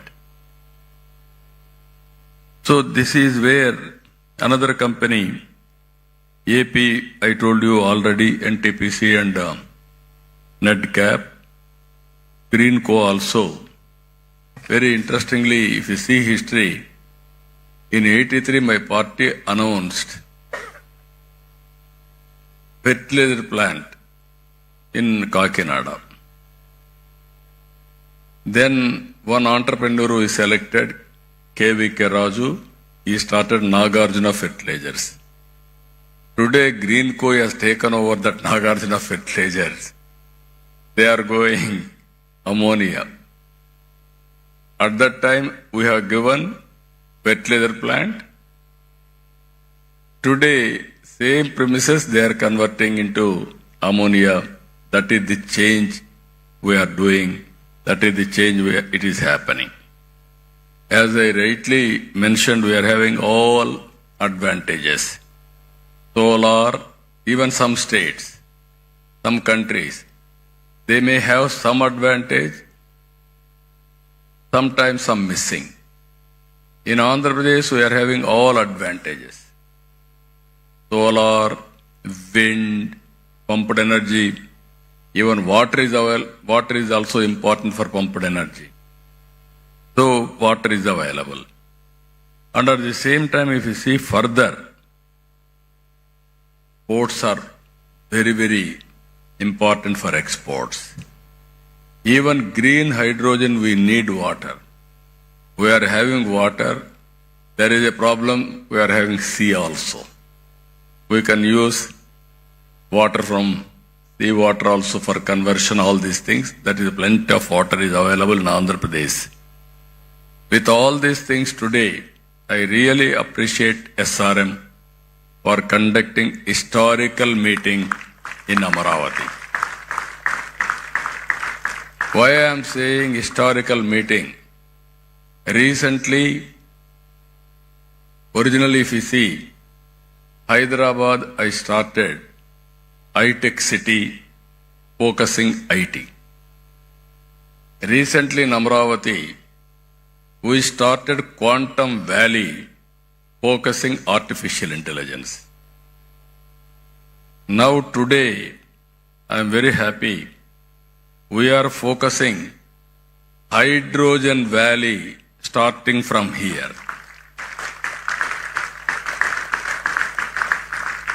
One is Quantum Valley, quantum computing, technology with deep tech, everything. How to protect environment. There you need green energy and also downstream industries, total ecosystem. You can imagine if you can protect nature and you can use technology in a big way, sky is the limit for development. Or otherwise we will have all problems. That is where two valleys are coming here. One is Quantum Valley for computing and also technology. One is Green Hydrogen Valley from here to protect nature for sustainability. That is very, very important. Here I am asking SRM. They have done good work. This is only the beginning. I am requesting SRM to take lead to bring industry, green hydrogen players who are all in the field, and also research organizations and all users. How to take to logical conclusion. Today, it is a matter of cost.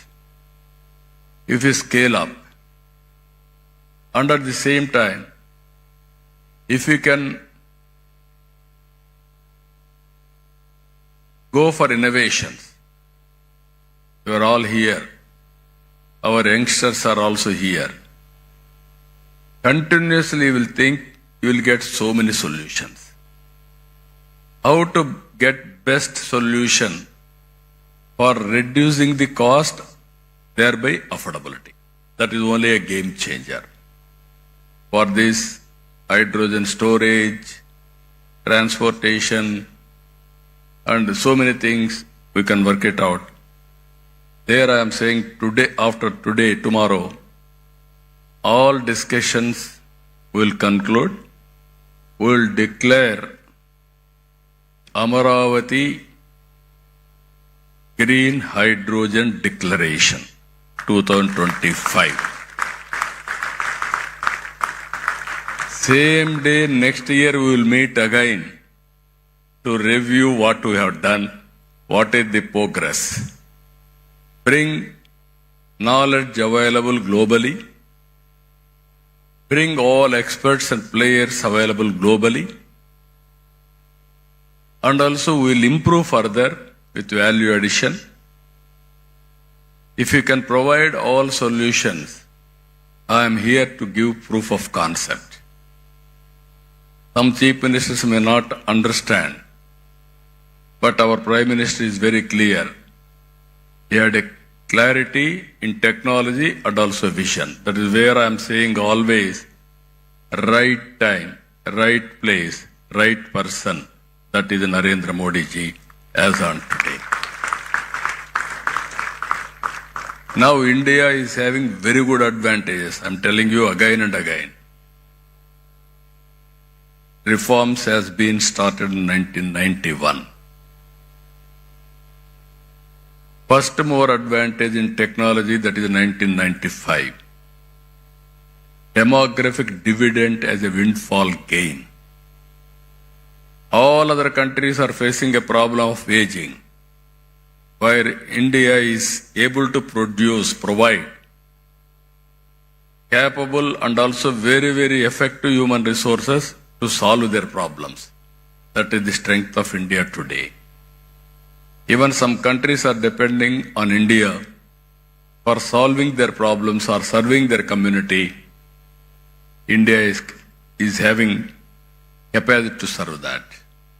So with all advantages, I am appealing all of you, 2 days, have a good time, and also bring all innovative ideas and give it to us. We will implement it. We will meet again next year, same time here. What we have done, proof of concept, and then scale it up, then replicate, then it will be model for the global community also. That is where we are going to do it. I am very happy. This is very, very innovative summit and creative summit. Earlier, all education institutions means only teaching, only academic, not application. Even abroad, every university you are seeing, either Stanford, Harvard, or Purdue, so many universities, they are bringing all players together and they are giving solutions for the problem. We have spent so much of money, but always you have to keep it in mind. What we learn has to be used for outcomes. If you provide a proof of concept, then it is a reality. Otherwise, it is only a theory. Then you have to train again for providing proof of concept. Now in India also we are changing our approach. Our universities are doing very well, either IITs or universities like SRM and other universities are doing very well. I wanted to make Amaravati as an education hub for global knowledge. That is what I am thinking to promote here. SRM is here, WIT is here, SLRA has come, even BITS Pilani is here, Amma University is here. I wanted to bring other universities globally, the best universities. I am asking all universities to focus 3-4 subjects. Bring industry, research organizations, give a solution for the problems, solve the problems, then prepare use cases, we will adopt it, we will take forward. That is how all universities I want to use for solving the problems of the society what we are facing today. I am very happy SRM has taken lead. Even other universities are also working in that direction. We will encourage all universities who are all working in this direction and make use of their services in the near future. So, with all these things, very, very important subject, critical subject. Future is only green hydrogen. It is a game changer. How to take logical conclusion One is affordability. Second is cost effective. These two aspects, if you can break through, even I am asking all youngsters, they have to do innovative ideas, brainstorming with their colleagues, come to solutions.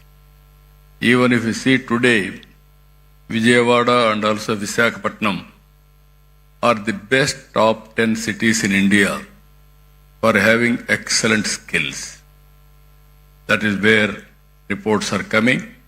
In future, Andhra Pradesh will be the best state for entrepreneurship and also skills available in the country. That is what is going to happen in the near future. With all these things, really, I appreciate Mr. Satyanarayana, Pro-Chancellor, SRM, and Narayan Rao.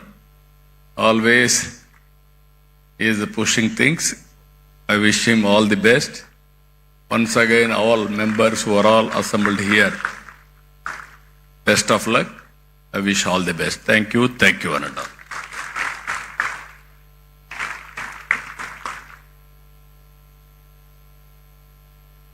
We are immensely grateful for having you here, sir, and for sharing your vision of positioning Andhra Pradesh at the forefront of the global green hydrogen revolution.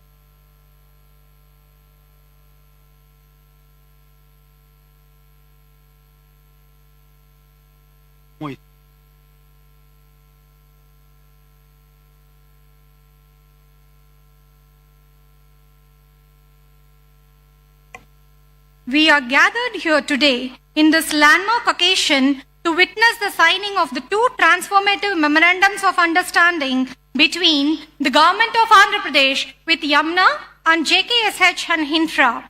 First, we welcome Mr. Gal Bogin, representing Yamuna, for their visionary 1 million ton per annum green ammonia project at Krishnapatnam with an investment of 16,000 crores. Next, we are honored to invite Mr. Tomoho Umeda, representing JKSH and Hinfra, for their ambitious project at Machilipatnam, comprising 150 KTPA green hydrogen and 600 KTPA green ammonia, with a massive investment of rupees 35,000 crores. Together, these initiatives are expected to generate approximately 10,500 employment opportunities, reinforcing Andhra Pradesh emergence as a global hub for sustainable energy innovation. These projects are being facilitated by Dr. M. Kamalakar Babu, Vice Chairman and Managing Director of NRED CAP, under the guidance of the Energy Department, Government of Andhra Pradesh. Let's now proceed to the ceremonial signing of the MOUs, symbolizing a shared commitment to clean energy, economic development, and the global collaboration.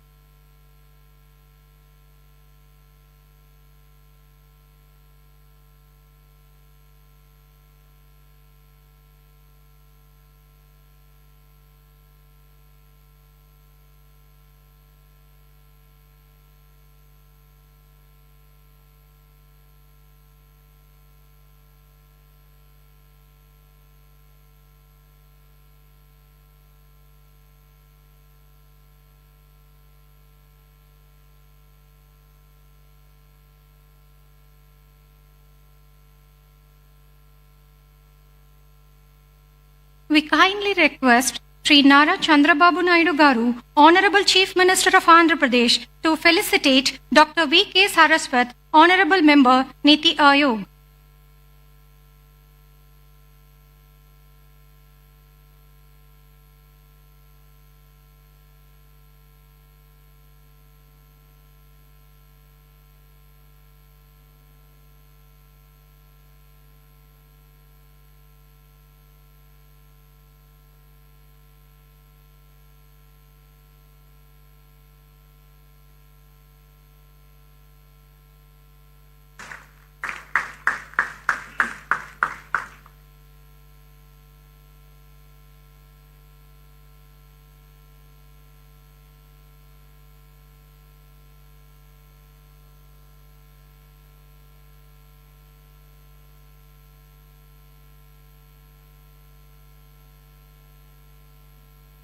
We kindly request Dr. P. Satyanarayanan, Pro-Chancellor, SRM University, Andhra Pradesh, to felicitate Sri Nara Chandrababu Naidu Garu, Honorable Chief Minister of Andhra Pradesh.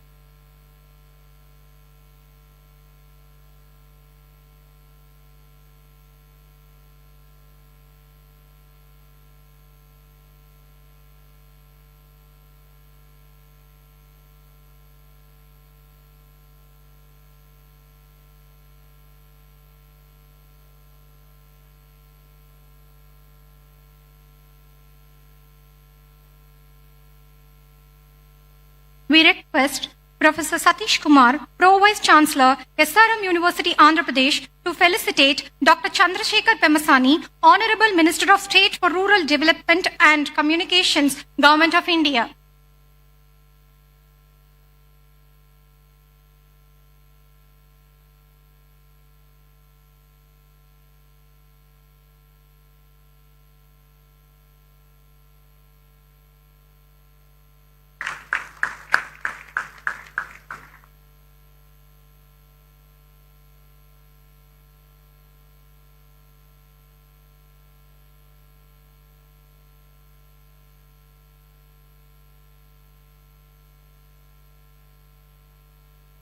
We kindly request Sri Nara Chandrababu Naidu Garu, Honorable Chief Minister of Andhra Pradesh, to felicitate Dr. V.K. Saraswat, Honorable Member, Niti Ayog.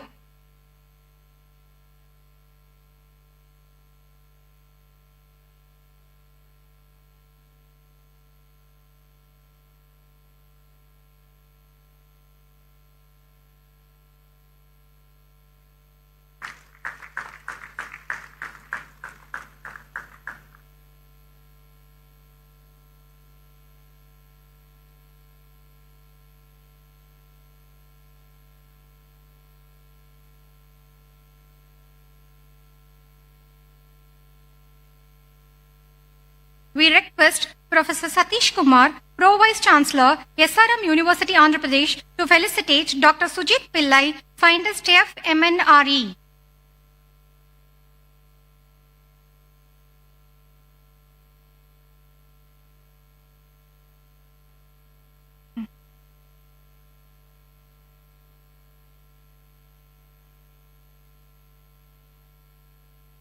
We request Professor D. Narayan Rao, Sir, Executive Director, Research, SRM Group of Institutions, to felicitate Dr. Ashish Lele, Director, CSIR, NCL, Pune.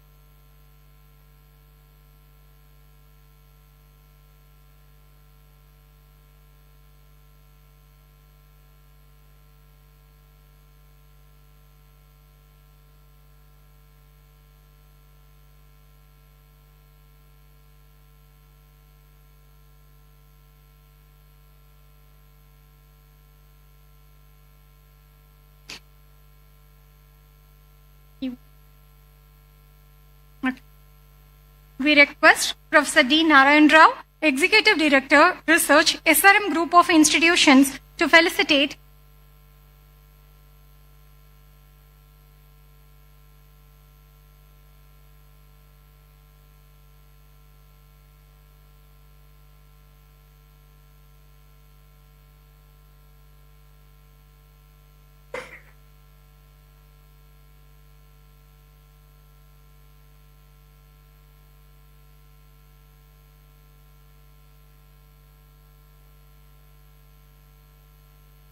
we request Professor D. Narayan Rao, Executive Director, Research, SRM Group of Institutions, to felicitate Dr. Ashish Lele, Director, CSIR NCL Pune.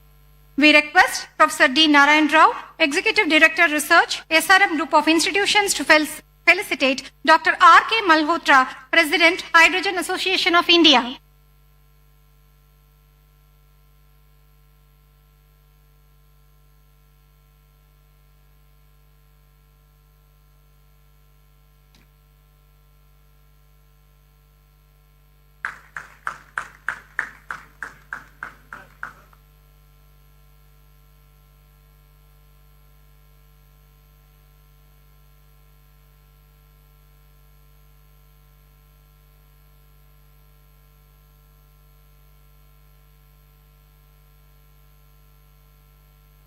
We request Dr. P. Satyanarayanan, Pro-Chancellor, SRM University, Andhra Pradesh, to felicitate Mr. Pranav Tanti, President, CEO, Synergen Green Energy, USA.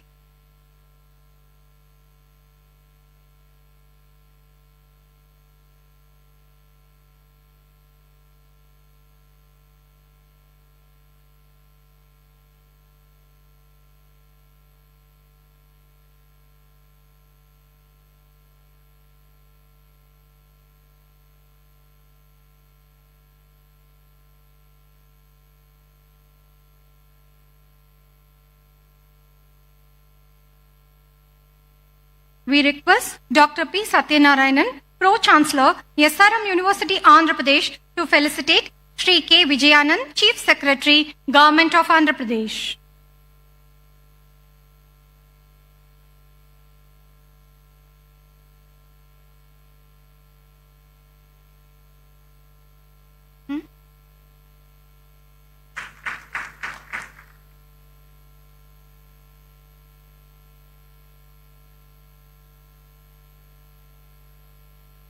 Finally, to conclude this inaugural session, we invite Dr. M. Kamalakar Babu, Vice Chairman and Managing Director, NREDCAP, Government of Andhra Pradesh, to deliver the vote of thanks.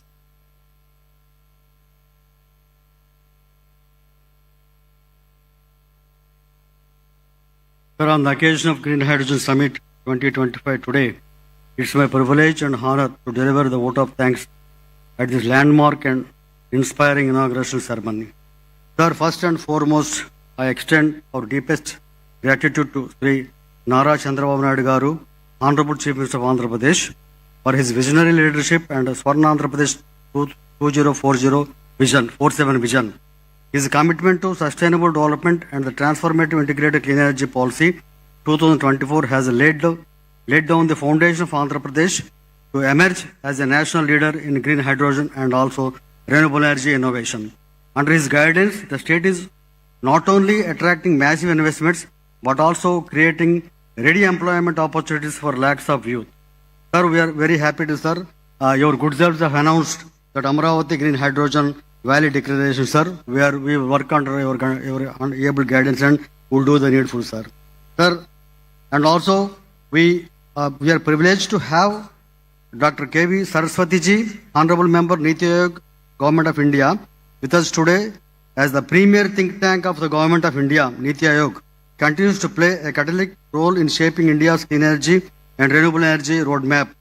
Our sincere thanks to Dr. Chandrasekhar Pemasani Garu, Honorable Minister for State Rural Development and Communications, Government of India, for his commitment in inclusive development and rural connectivity, and also he has given today an extensive insights in the field of green energy hydrogen summit, particularly for the benefit of the Andhra Pradesh.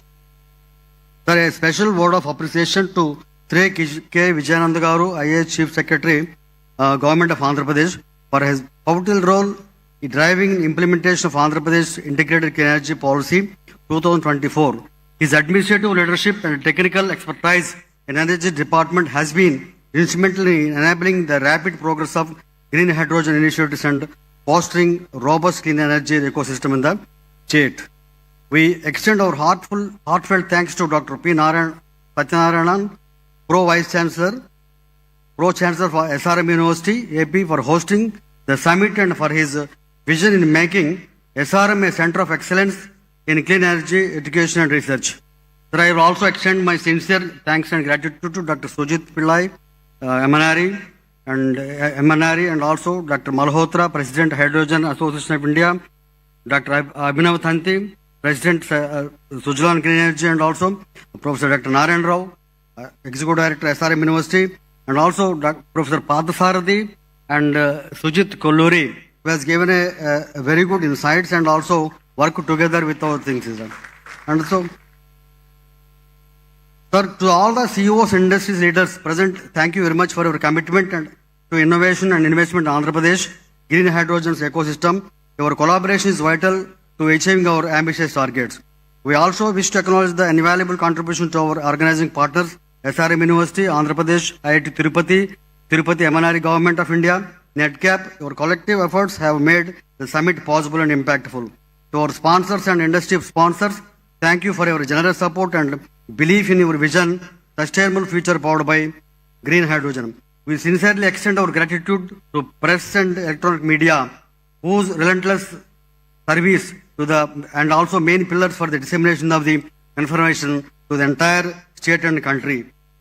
We also express our sincere thanks to CMO officials and district administration for their time and guidance to make this program successful. Finally, all the professors, students, esteemed guests, volunteers and dignitaries present here today, thank you for your enthusiasm, dedication and participation. Your presence marks the beginning of a transformative journey toward a greener tomorrow. Let us carry forward the momentum to today's inauguration, fostering deeper collaboration, driving policy innovation and catalyzing strategic investments as we collectively shape the future of green hydrogen in Andhra Pradesh and beyond. Thanks everybody. Jai Hind, Jai Andhra Pradesh.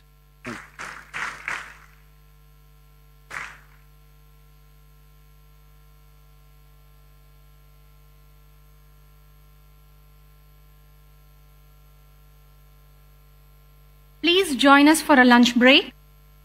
We encourage you to use this time to connect with other participants and visit the booths in the exhibition area. Our volunteers will guide you. Please be here for the next session by 3:30 p.m. sharp.